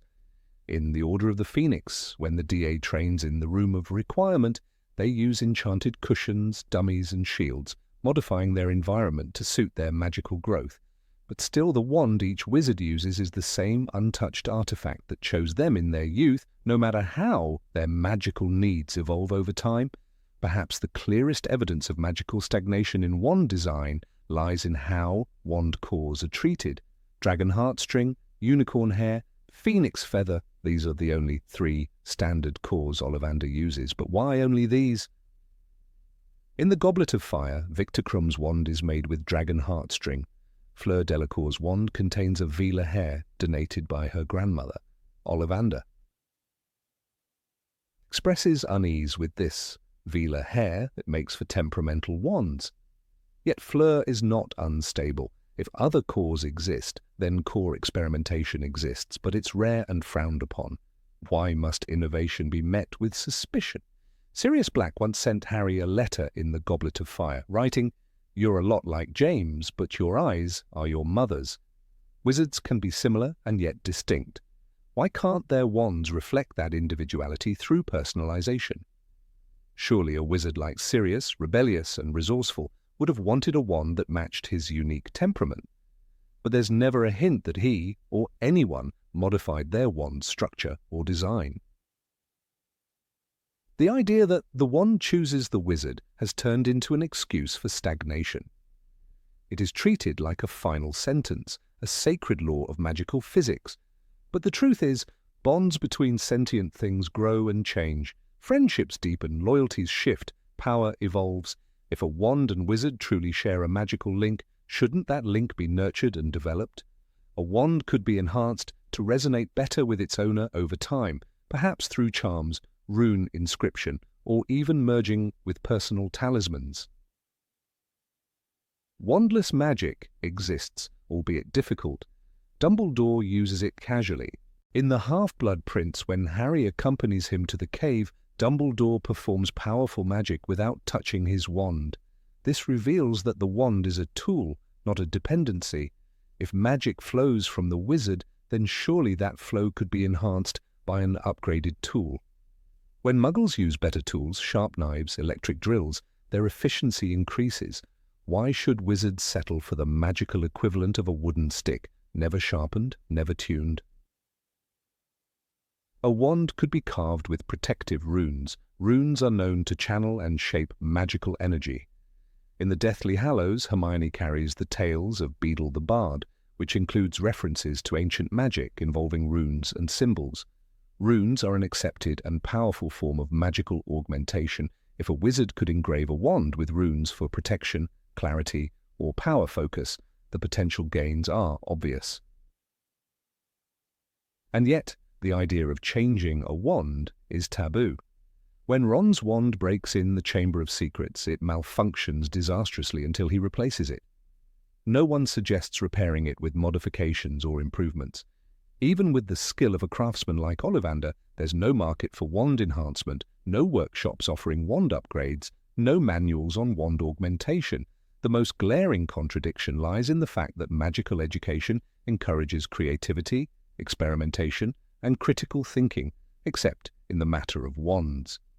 Even Hogwarts itself, enchanted with moving staircases and sentient paintings, is a monument to magical modification. The Room of Requirement, the Marauder's Map, even the portraits in Dumbledore's office are dynamic magical constructs. Students are encouraged to invent, to adapt, to challenge. But when it comes to their wand, they are expected to remain obedient. Consider the Marauders. James Potter, Sirius Black, Remus Lupin, and Peter Pettigrew invented the Marauder's Map, a complex magical object capable of detecting every person and creature in the castle. These were students, not ancient masters. Their work reveals a magical capability far beyond what their classes taught. Surely if students can enchant a parchment to read minds and track movements, they can improve a wand's responsiveness or tune its vibration to better match their spellcasting rhythm. Even more bewildering is the idea of wand loyalty. In the Deathly Hallows, wand allegiance becomes a plot cornerstone. The Elder Wand responds to whoever defeats its previous master. Harry's own wand resists Voldemort. This shows that wands are capable of memory, preference, and even resistance. But if wands are this responsive, if they can change allegiance, then why can't wizards change them physically? Why can't a wizard who earns a wand's loyalty reinforce that connection with a gem of personal significance or a fragment of protective relic? Magical folk accept change everywhere else. Polyjuice potion changes your body. Animagi change their form. Transfiguration rewrites the nature of matter itself. Spells evolve, magic adjusts. But wands stay sacred and static, the unchallenged idols of a world that celebrates adaptability in every other form. If a wizard can turn a matchstick into a needle, why can't he turn a plain wand into one that glows when danger is near, or warms when close to its master? What's most haunting is the psychological implication that from a young age a wizard is taught not just that a wand chooses them, but that they must accept it as is. This resembles indoctrination more than partnership.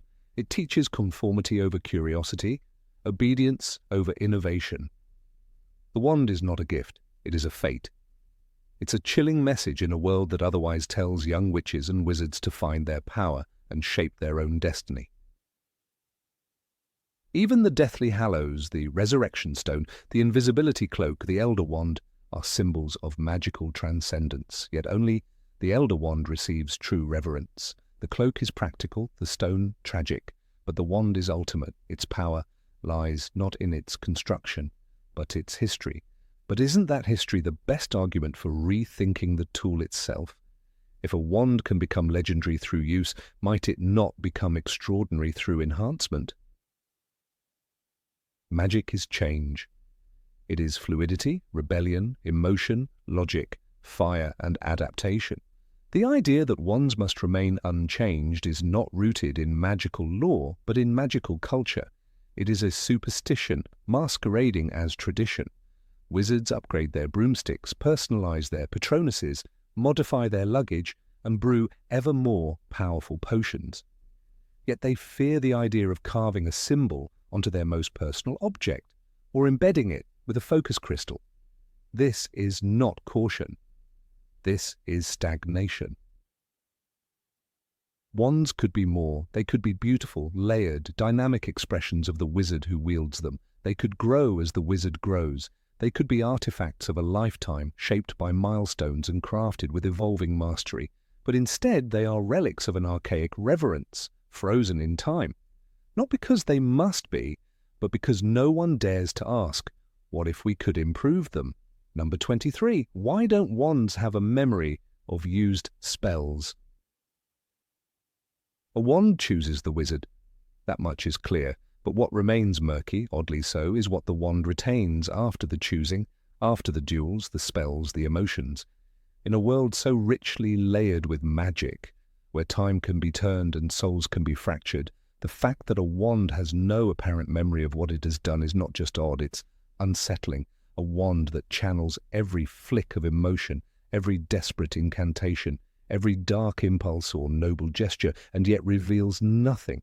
One would expect the core of such a powerful magical object to retain some trace of its past, and yet we are told nothing of the kind exists. The silence of the wand is deafening. Consider Harry Potter's own wand, holly and phoenix feather, 11 inches supple.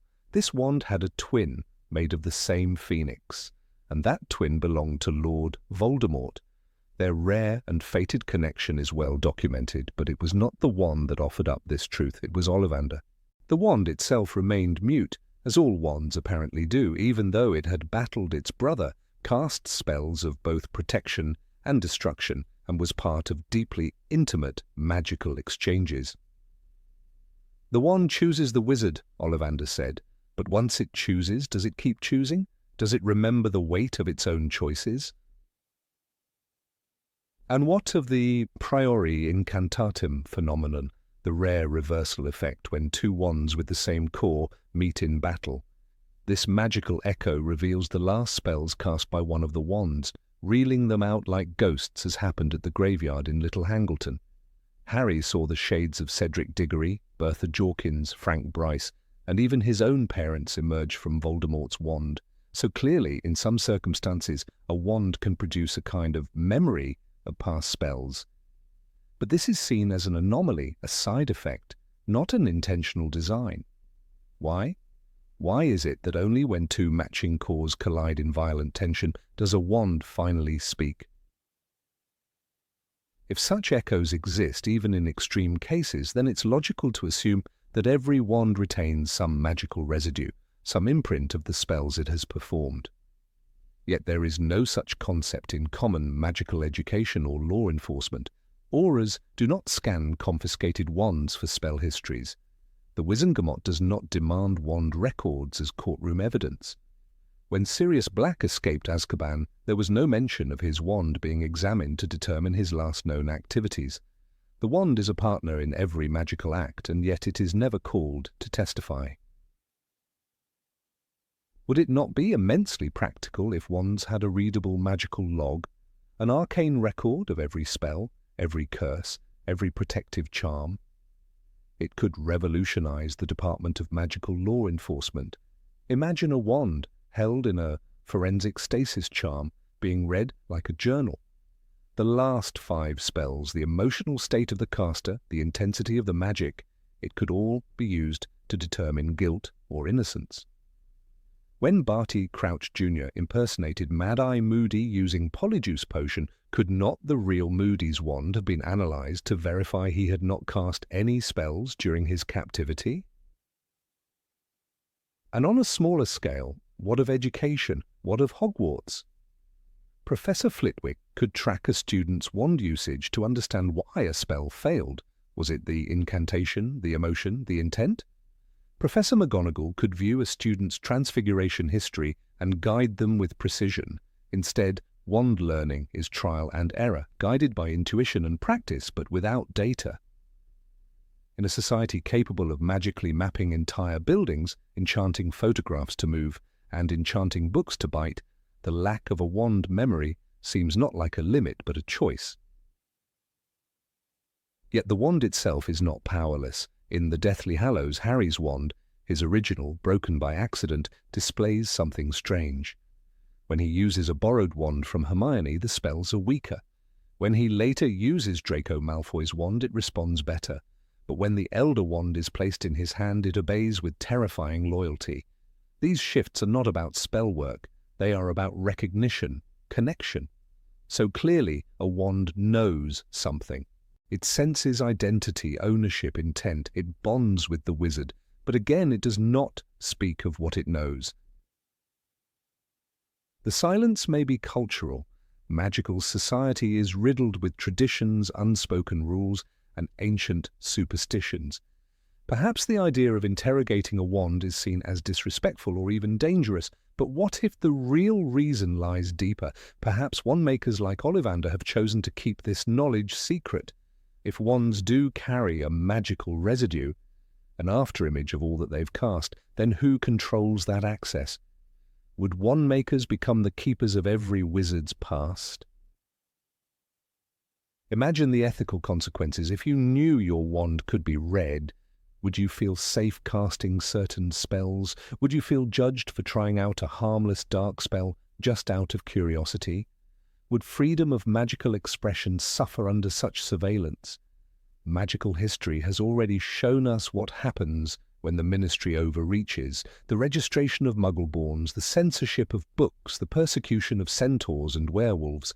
Adding wand surveillance would complete the circle.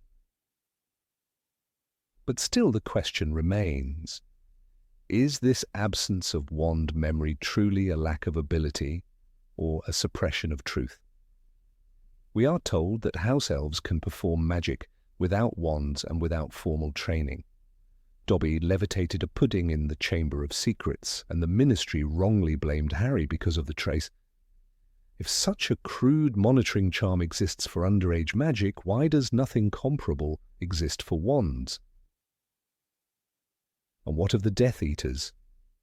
During the First and Second Wizarding Wars, the Ministry was constantly trying to locate and convict them, but never once do we hear of a wand being presented as proof, not even Lucius Malfoy's. Bellatrix Lestrange's wand, taken from her vault at Gringotts, is never examined. If a wand contains no memory, how does it reconcile such loyalty to its owner? If Bellatrix's wand felt no pride or pleasure in torture, how could it have remained so devoted to her? The answer may lie in the core. Each wand core, unicorn hair, dragon heartstring, phoenix feather, carries unique qualities. Ollivander explains, unicorn hair is most consistent but not as powerful. Dragon heartstring produces powerful magic but can turn to the dark arts. Phoenix feather is the rarest and shows the most initiative. Not obedience, not neutrality. The word initiative implies choice, a core that decides. If a wand core can choose to perform a spell more effectively, then it must compare. Remember, adjust. That is memory. And then there is the Elder Wand, the Death Stick, the Wand of Destiny. This ancient wand clearly remembers. It remembers its master, and it shifts allegiance only when defeated. Dumbledore, Draco, and finally Harry. It recognized ownership not by use, but by power. If this ancient wand can track lineage, perhaps all wands can, in some primitive way. But no one admits this. Perhaps because the implications would shatter the fragile ethics of the magical world. Take, for instance, the wand of Peter Pettigrew. It was he who betrayed the Potters, killing 13 Muggles in one explosion to fake his own death.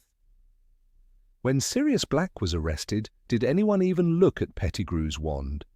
Had it been recovered and analysed, if that were possible, it might have shown the signature of the blasting curse. It might have revealed that it was Pettigrew who committed the act, not Sirius. But no such analysis was attempted. Wands were not questioned. Wands do not talk.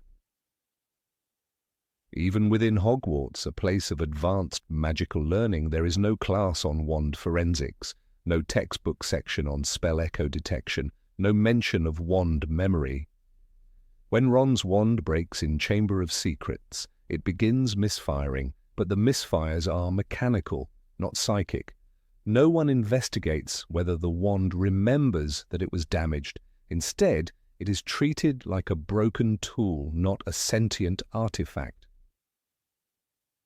This may be the root of the problem. Wizards and witches treat their wands like extensions of their hand, not their mind.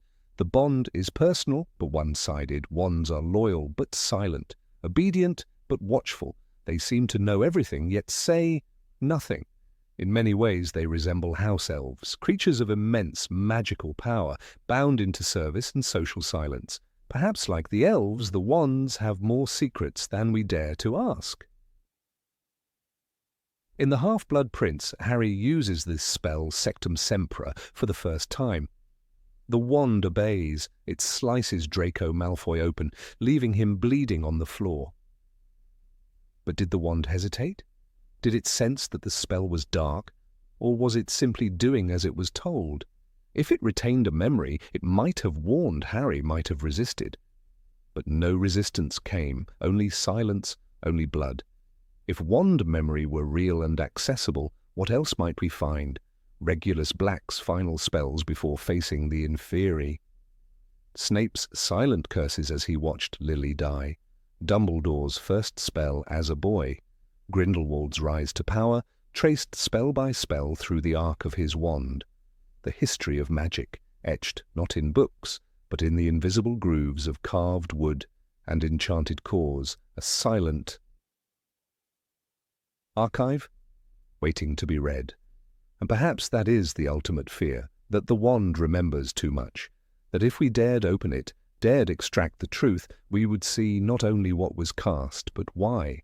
The shameful moments, the cruel experiments, the selfish wishes turned to spells. Maybe the magical world has chosen ignorance for a reason, because if wands carried memory, then every wizard would carry a mirror, and not all would like what they saw. Number 24. Why don't wands have a unique magical signature? Of all the mysteries that haunt the wizarding world, one of the most quietly ignored is perhaps also the most dangerous. Wands, those elegant instruments of focus and power, are treated with reverence, spoken of in hushed tones, and feared when in the wrong hands. Yet for all the admiration and dread they inspire, one question remains disturbingly unanswered. Why do magical wands leave no identifiable trace unique to themselves? In a society where wands are said to choose their wizard and forge a bond as intimate as that of blood, it is striking that no wand seems to leave behind a magical fingerprint. Crimes are investigated, spells are cast, duels are fought, but never once does the Ministry of Magic declare, "This spell residue clearly matches a wand of 12 inches blackthorn with a dragon heartstring core." The silence around this absence is deafening. The very nature of wand law, as expressed by Ollivander himself, "The wand chooses the wizard, Mr. Potter," suggests an unrepeatable intimacy between wand and owner. Wands are not mass-produced artifacts, but living extensions of magical personality. A wand of hawthorn may be temperamental, while one of unicorn hair may favour consistency. Phoenix feather is rare, always capable of the greatest range of magic, and yet resistant to subjugation. When Sirius Black escapes from Azkaban, the Ministry does not trace the magical echo of his wand work. When Bellatrix Lestrange murders Sirius, the investigation never includes matching the lethal spell to her U wand. It's as if Despite the evidence left in the air, in the walls, in the very magical tension of a place, the wand itself disappears from suspicion. That is not merely curious, it is terrifying. Consider the case of Barty Crouch Jr., who, disguised as Mad-Eye Moody, teaches at Hogwarts for nearly a year undetected. He uses his wand daily, transfiguring Malfoy into a ferret, casting spells, brewing polyjuice potion, but no one questions his wand's magical aura. The real Moody's wand should have been locked away in the Aura office records. The impostor's wand was clearly different, and yet it went unnoticed. The Ministry, so obsessed with control, so ready to prison and execute, failed to even consider the possibility of identifying spells by their wand of origin. If wand-specific residue existed and could be read, Barty Crouch Jr. would not have lasted a week. Even more egregious is the handling of the Battle of the Department of Mysteries. 6 students, half a dozen Death Eaters, spells flung with reckless speed, and yet after the chaos no forensic wand analysis is conducted. The department itself, supposedly the pinnacle of magical research, offers no insight. Dolohop's purple flame hex nearly kills Hermione, Lucius Malfoy's stunner knocks down Harry, and still no magical equivalent of a ballistic report is filed. The spells are traced, but never their instruments. The wand is as invisible as the intent behind it. The magical system seems to rely entirely on eyewitnesses or veritaserum confessions, as though the wands themselves had no memory.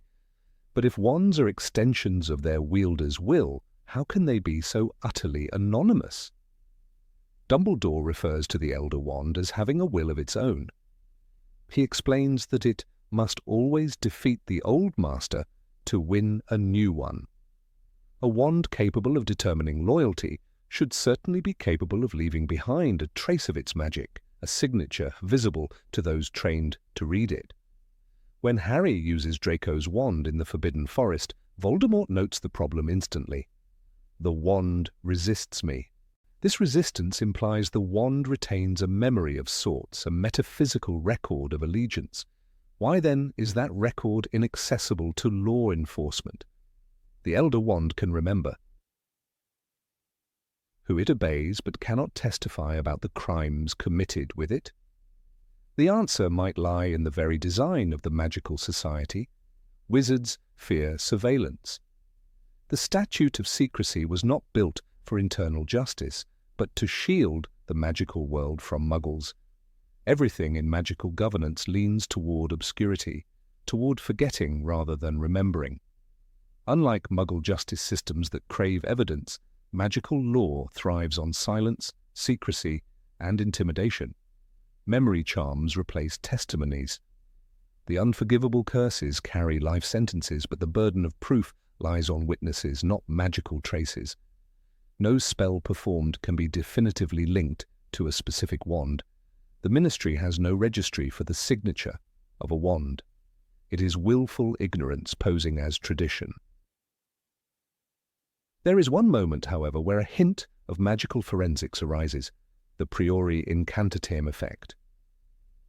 When Harry and Voldemort duel in the graveyard, their wands lock, and echoes of past spells emerge from Voldemort's wand.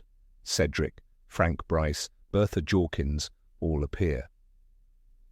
Ollivander explains, when brother wands meet in battle, one must force the other to regurgitate its spells. But this is an anomaly, not a procedure, a fluke of twin phoenix feathers. No aura investigates priori incantatem on confiscated wands. No magical crime scene team tests the last cast spells of a wand found near a body, and yet the effect exists. The magic to trace is real. The choice to ignore it is political. One must ask why such a system of tracking has never been formalized. The reasons once unearthed are deeply unsettling. To identify a wand's signature would mean recording its magical residue, its unique oscillation, spell trajectory, magical texture. Such a registry would allow the Ministry to know which wand cast what spell and when. It would turn every wand into a liability. Every act of magic could be scrutinized. Every duel, every private transfiguration, every whispered hex privacy, autonomy, and magical rebellion would be crippled. And for a society built on the illusion of freedom, such exposure is unthinkable. Even as a student, understood this loophole. In the Chamber of Secrets, when Ginny lies near death, Harry discovers that Tom has manipulated events without ever being physically present. His diary, a Horcrux, channels his will and magic through Ginny's wand. When asked how this could happen, Dumbledore merely sighs and offers philosophical musings. No one investigates what spells Ginny's wand cast under possession. No registry is checked, no magical residue is identified, and so the memory of Tom Riddle walks away untouched. This pattern continues throughout the books. After Dumbledore's death, the Ministry never examines the spell that sent him over the Astronomy Tower's edge. Was it the Killing Curse? Was it a silent Expelliarmus followed by gravity? The wand that cast it was Draco's, but the finger was Severus Snape's. No forensic inquiry is made. The witnesses are either biased or dead. The wand itself, silent as always, offers no testimony. It is complicit through absence. It is the perfect murder weapon. But perhaps the most chilling example lies in the case of Peter Pettigrew. As Scabbers, he lives under the nose of the Ministry for years, a registered animagus, a war criminal, a Death Eater. When he reclaims his wand, nothing is done to test it for prior spells. No one asks, what was the last spell this wand cast? Did it kill 13 people in one explosion? Did it betray James and Lily Potter? The wand is above suspicion. The wand is unaccountable. And so again, the truth is lost. This systemic blindness is not mere oversight. It is a form of magical denial. To recognize a wand's signature would mean acknowledging that magic itself is traceable, repeatable, and accountable. That undermines the entire myth of magical autonomy. It turns wizards into creatures bound by rules, not instincts. It brings magic closer to science, to Muggle concepts of investigation and proof. Wizards resist this, not out of ignorance, but out of fear. Fear that once they begin to measure, they must begin to restrain. And yet the technology, or rather the magic, clearly exists. The Priori Incantatem incident proves it. The trace on underage wizards tracks magic, though not by wand. Spell detection wards exist at the Ministry. Even the detection of apparition ripples is possible, but all of these tools focus on location, not identity. The wand remains anonymous. It is the ultimate plausible deniability. A Death Eater can swear he never cast a spell, and his wand will protect him. A child can cause an accident, and his wand will not betray him. It is a culture of magical omerta. When Umbridge sends Dementors after Harry, the Ministry punishes him, not by testing his wand, but by assuming guilt. The very spell that saved Dudley's life, the Patronus, could have been verified if wand signature were traceable. But it isn't. The Ministry prefers punishment to proof. The wand is examined only to confirm whether it cast a spell, not what spell, not how, not who through. It is a blunt tool in a sharp society. And in the end, the only beings who seem to understand wand identity are the wands themselves. The Elder Wand refuses Voldemort. Draco's wand obeys Harry. Narcissa's wand shakes in her grip during the lie that saves Harry's life. The wands know the truth, but they are never asked to speak it. There is no magical ritual to summon a wand's memory, no incantation to reveal its last allegiance, and that silence has cost the wizarding world dearly. One can only imagine a world in which every wand, upon being crafted, is registered not just by wood and core, but by its magical pulse. Imagine the crimes that could be prevented, the innocents who could be spared, the truths that could be told. But such a world would be transparent, accountable, vulnerable, and for the proud, secretive race of wizards, that is a price far too high. The mystery of the wand's invisible signature is not a technical failure, it is a choice to keep the wand sacred and the truth silent. Number 25. Why can't wands be temporarily deactivated? Of all the mysteries in the magical world, few are as overlooked and unsettling as the absolute autonomy of the wand. In a society where memory can be erased with a flick and doors can be sealed with a whisper, it seems disturbingly illogical that wands cannot be placed in a temporary state of dormancy. A tool so potent, capable of incineration, transformation, and compulsion ought to come with a safety mechanism, yet it does not. There is no off switch. From the moment a witch or wizard holds their wand, that slender piece of enchanted wood becomes an ever-ready instrument of unpredictable consequences. It is not a stretch to compare this to handing a loaded weapon to a child and trusting they won't point it at anyone.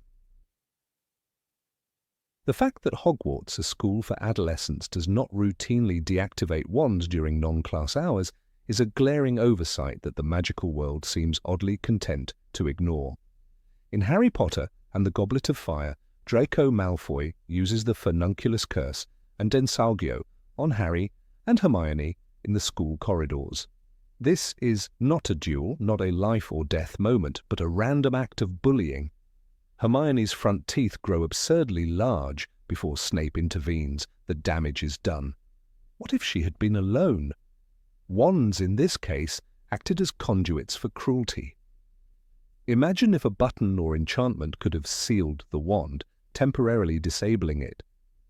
Would it have prevented Draco from harming his classmate? Quite likely. And yet such an option does not exist. Even the most temperamental magical creatures in the forest are sometimes better restrained than the tools carried by every first year. When Sirius Black escaped from Azkaban, the Ministry of Magic unleashed every resource to capture him. Dementors were stationed at school gates, flu networks were monitored, letters were intercepted, but there was no mention of wand security. When he was finally apprehended and later exonerated, no existing spell or device was ever described that could deactivate his wand. The assumption was always remove the wand physically. But what if someone retrieves it? What if another person uses it? There's no biometric security. Wands are loyal, yes, but not incorruptible. Peter Pettigrew, a man of vile intentions, used magic freely while in hiding. Nobody suspected that a rat with a stolen wand, or even a repurposed one, could cast lethal curses, and yet he did. The Triwizard Tournament introduced another chilling example. When Barty Crouch Jr., impersonating Mad-Eye Moody, placed Harry's name into the goblet, the magical community watched in fascination as the boy was forced into mortal danger. The entire spectacle revolved around wand-based competitions. At no point did Dumbledore or anyone else suggest placing Harry's wand in a safe mode between tasks. Would that not have been reasonable, given that he was targeted and manipulated? But instead, the solution was more training, more exposure, and more risk. Again, the tool was never questioned. The system that enables such chaos was accepted as immovable. In Order of the Phoenix, Harry is expelled, albeit briefly, for defending himself against Dementors. The Ministry's concern is not that a 15-year-old used magic, but that he used it in front of a Muggle. His intent, the danger, the setting, all become irrelevant under the rigid law. But why doesn't the Ministry use wand-sealing spells as part of their regulation? A simple enchantment placed on wands of underage wizards when they're not at school would solve most issues. Instead, a blanket rule criminalizes self-defense while allowing unchecked accidents to occur within the walls of Hogwarts. Wands are not even password protected. When Ron breaks his wand in Chamber of Secrets, it begins to malfunction, causing damage to himself and others. The broken wand turns on its owner, vomiting slugs and misfiring charms. The sensible approach in any logical system would be to deactivate the faulty item. But even then, the magical world lacks such protocols. The wand continues to emit unpredictable magic, acting with reckless autonomy. It's as if a malfunctioning firearm was allowed to stay in circulation because it's loyal to its owner. Consider also Half-Blood Prince, when Draco uses the Imperious Curse on Madame Rosmerta. This is not a trained aura, this is a teenager given a deadly mission by Voldemort. He casts one of the 3 unforgivable curses, and his wand enables him without hesitation. No resistance, no safeguards, no magical spell that could have sensed an unforgivable and stopped him mid-incantation. A society that can detect underage magic and track apparition fails to create a wand system that recognizes illegal spells. Again, the tool obeys, no matter the cost. The Battle of the Department of Mysteries offers an even more grotesque scenario. Teenagers, some as young as 15, engage Death Eaters in a wand duel of deadly stakes. Stunning spells, Reducto, and even the Cruciatus Curse are fired like fireworks. There is no adult supervision until the order arrives. How is it that no enchantment exists to restrict advanced combat spells in government buildings? The Ministry can suppress magical speech through enchanted quills, but cannot program its halls to limit offensive magic.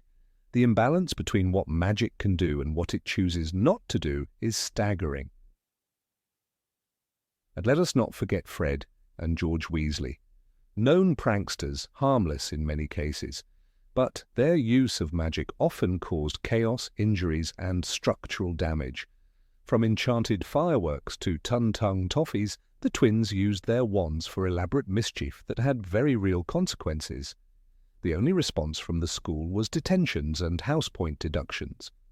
What if there had been a temporary lockdown mode applied to their wands after repeated offences, a magical deterrent to enforce responsibility?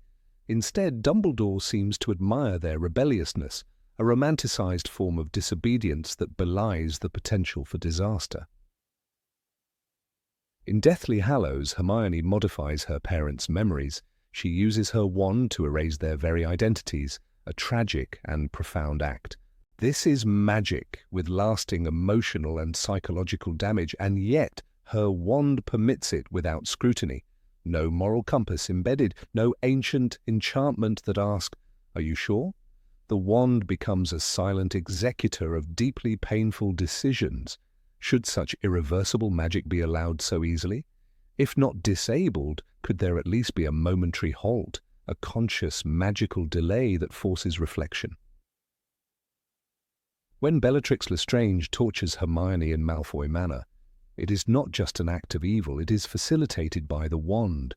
Bellatrix's wand doesn't care about pain or law, it obeys, even when it holds the potential to kill or permanently harm. In the hands of the wrong person, a wand is the most dangerous item in existence, and yet the magical community remains strangely passive about this. No disarming protocol unless you physically duel. No magical override, just loyalty, as fickle and as dangerous as the wizard it chooses we to beat. One could argue that priori incantatem, the phenomenon observed when two wands of the same core battle, is a kind of safety protocol. But that is not true control. It is an accidental standoff, not a regulated feature. It only occurs under rare conditions. It is unreliable, uncontrollable, and certainly not intentional. The fact that Harry survived his duel with Voldemort in the graveyard was due more to chance than to any foresight in wand design. If anything, that moment proves how little control anyone has over what a wand can or cannot do. There is also the case of Neville Longbottom, whose clumsiness was often magnified by his early wand troubles. He inherited his father's wand, a device that never truly bonded with him. Until he received his own, he was more liability than asset. Why wasn't his old wand temporarily disabled, especially after so many accidents? It was obvious he lacked mastery, yet he was permitted to carry an active tool of power daily. It's a wonder there weren't more hospital visits due to his misfires. Alastair Moody, the real one, not Barty Crouch Jr., is paranoid about everything, traps, stealth, betrayal, and yet in all his teachings he never speaks of wand safety beyond vigilance. Constant vigilance, yes, but not technological or magical limitations. Why doesn't the Aura Office develop locking charms, wand inhibitors, or magical seals? If Muggle governments can enforce weapon control, surely a magical society can develop temporary enchantments that prevent harm. But no, wands remain eternally active. It is cultural complacency disguised as magical tradition. In Azkaban, wands are confiscated. That is the extent of control. But physical possession does not equal magical suppression. A wand stored in a drawer still holds power. If a dementor or a corrupt guard were to retrieve it, no enchantment prevents misuse. Why is there no ministry-imposed spell to deactivate a wand for a set duration, a magical timer, a security enchantment, both well within the scope of known magic? If time-turners can exist, why can't wand safety mechanisms? Dolores Umbridge, for all her evil, created the Inquisitorial Squad. Students granted permission to police others. But even then, they had active wands. The hypocrisy is clear. The system distrusts its students but refuses to remove the tool of mischief. Rules are scrawled on walls, but the real issue, wand access, is untouched. Control the student, not the wand. That has always been the method, and it has always failed. During the escape from Malfoy Manor, Dobby arrives without a wand and still manages to save everyone. A house elf without formal magical training proves more responsible than most humans. This comparison is telling. Magical beings with innate power are often more cautious than wand-wielding witches and wizards. Perhaps the problem isn't just that wands can't be deactivated. Perhaps it's that no one wants them to be. The wand symbolizes unchecked freedom, a token of power that no wizard wishes to regulate, even when that choice leads to chaos. In the end, the refusal to create a safe mode for wands is not about technological limitation. It is about ego, about tradition, about a magical society too proud to admit that sometimes power should be paused. Wizards are taught to control the wand but never to fear it. That's the real danger. A tool with no conscience and no leash will always reflect the worst in its master. And in a world where magic is might, that reflection can be deadly. Number 26. Why does a wand still work for fake identities? When Bartemius Crouch Jr. assumed the identity of Alastair Moody, he did not simply imitate the man's voice or mimic his limp. He lived as Moody. He taught, he shouted, he cast spells, and he carried a wand that wasn't his. But here lies the contradiction that gnaws at the logic of wand lore. The wand accepted him. It allowed itself to be wielded by a man cloaked in deception, a man whose essence was not Moody's, but whose appearance and magical performance were convincing enough to fool even Dumbledore for months. The wand, we are told, is deeply attuned to its owner, to the spirit that holds it. And yet here it betrayed no suspicion. Not a flicker of resistance. How can we reconcile this with the idea that the wand chooses the wizard? Crouch Jr. used Polyjuice Potion, a dark and powerful brew capable of replicating another human down to the last scar.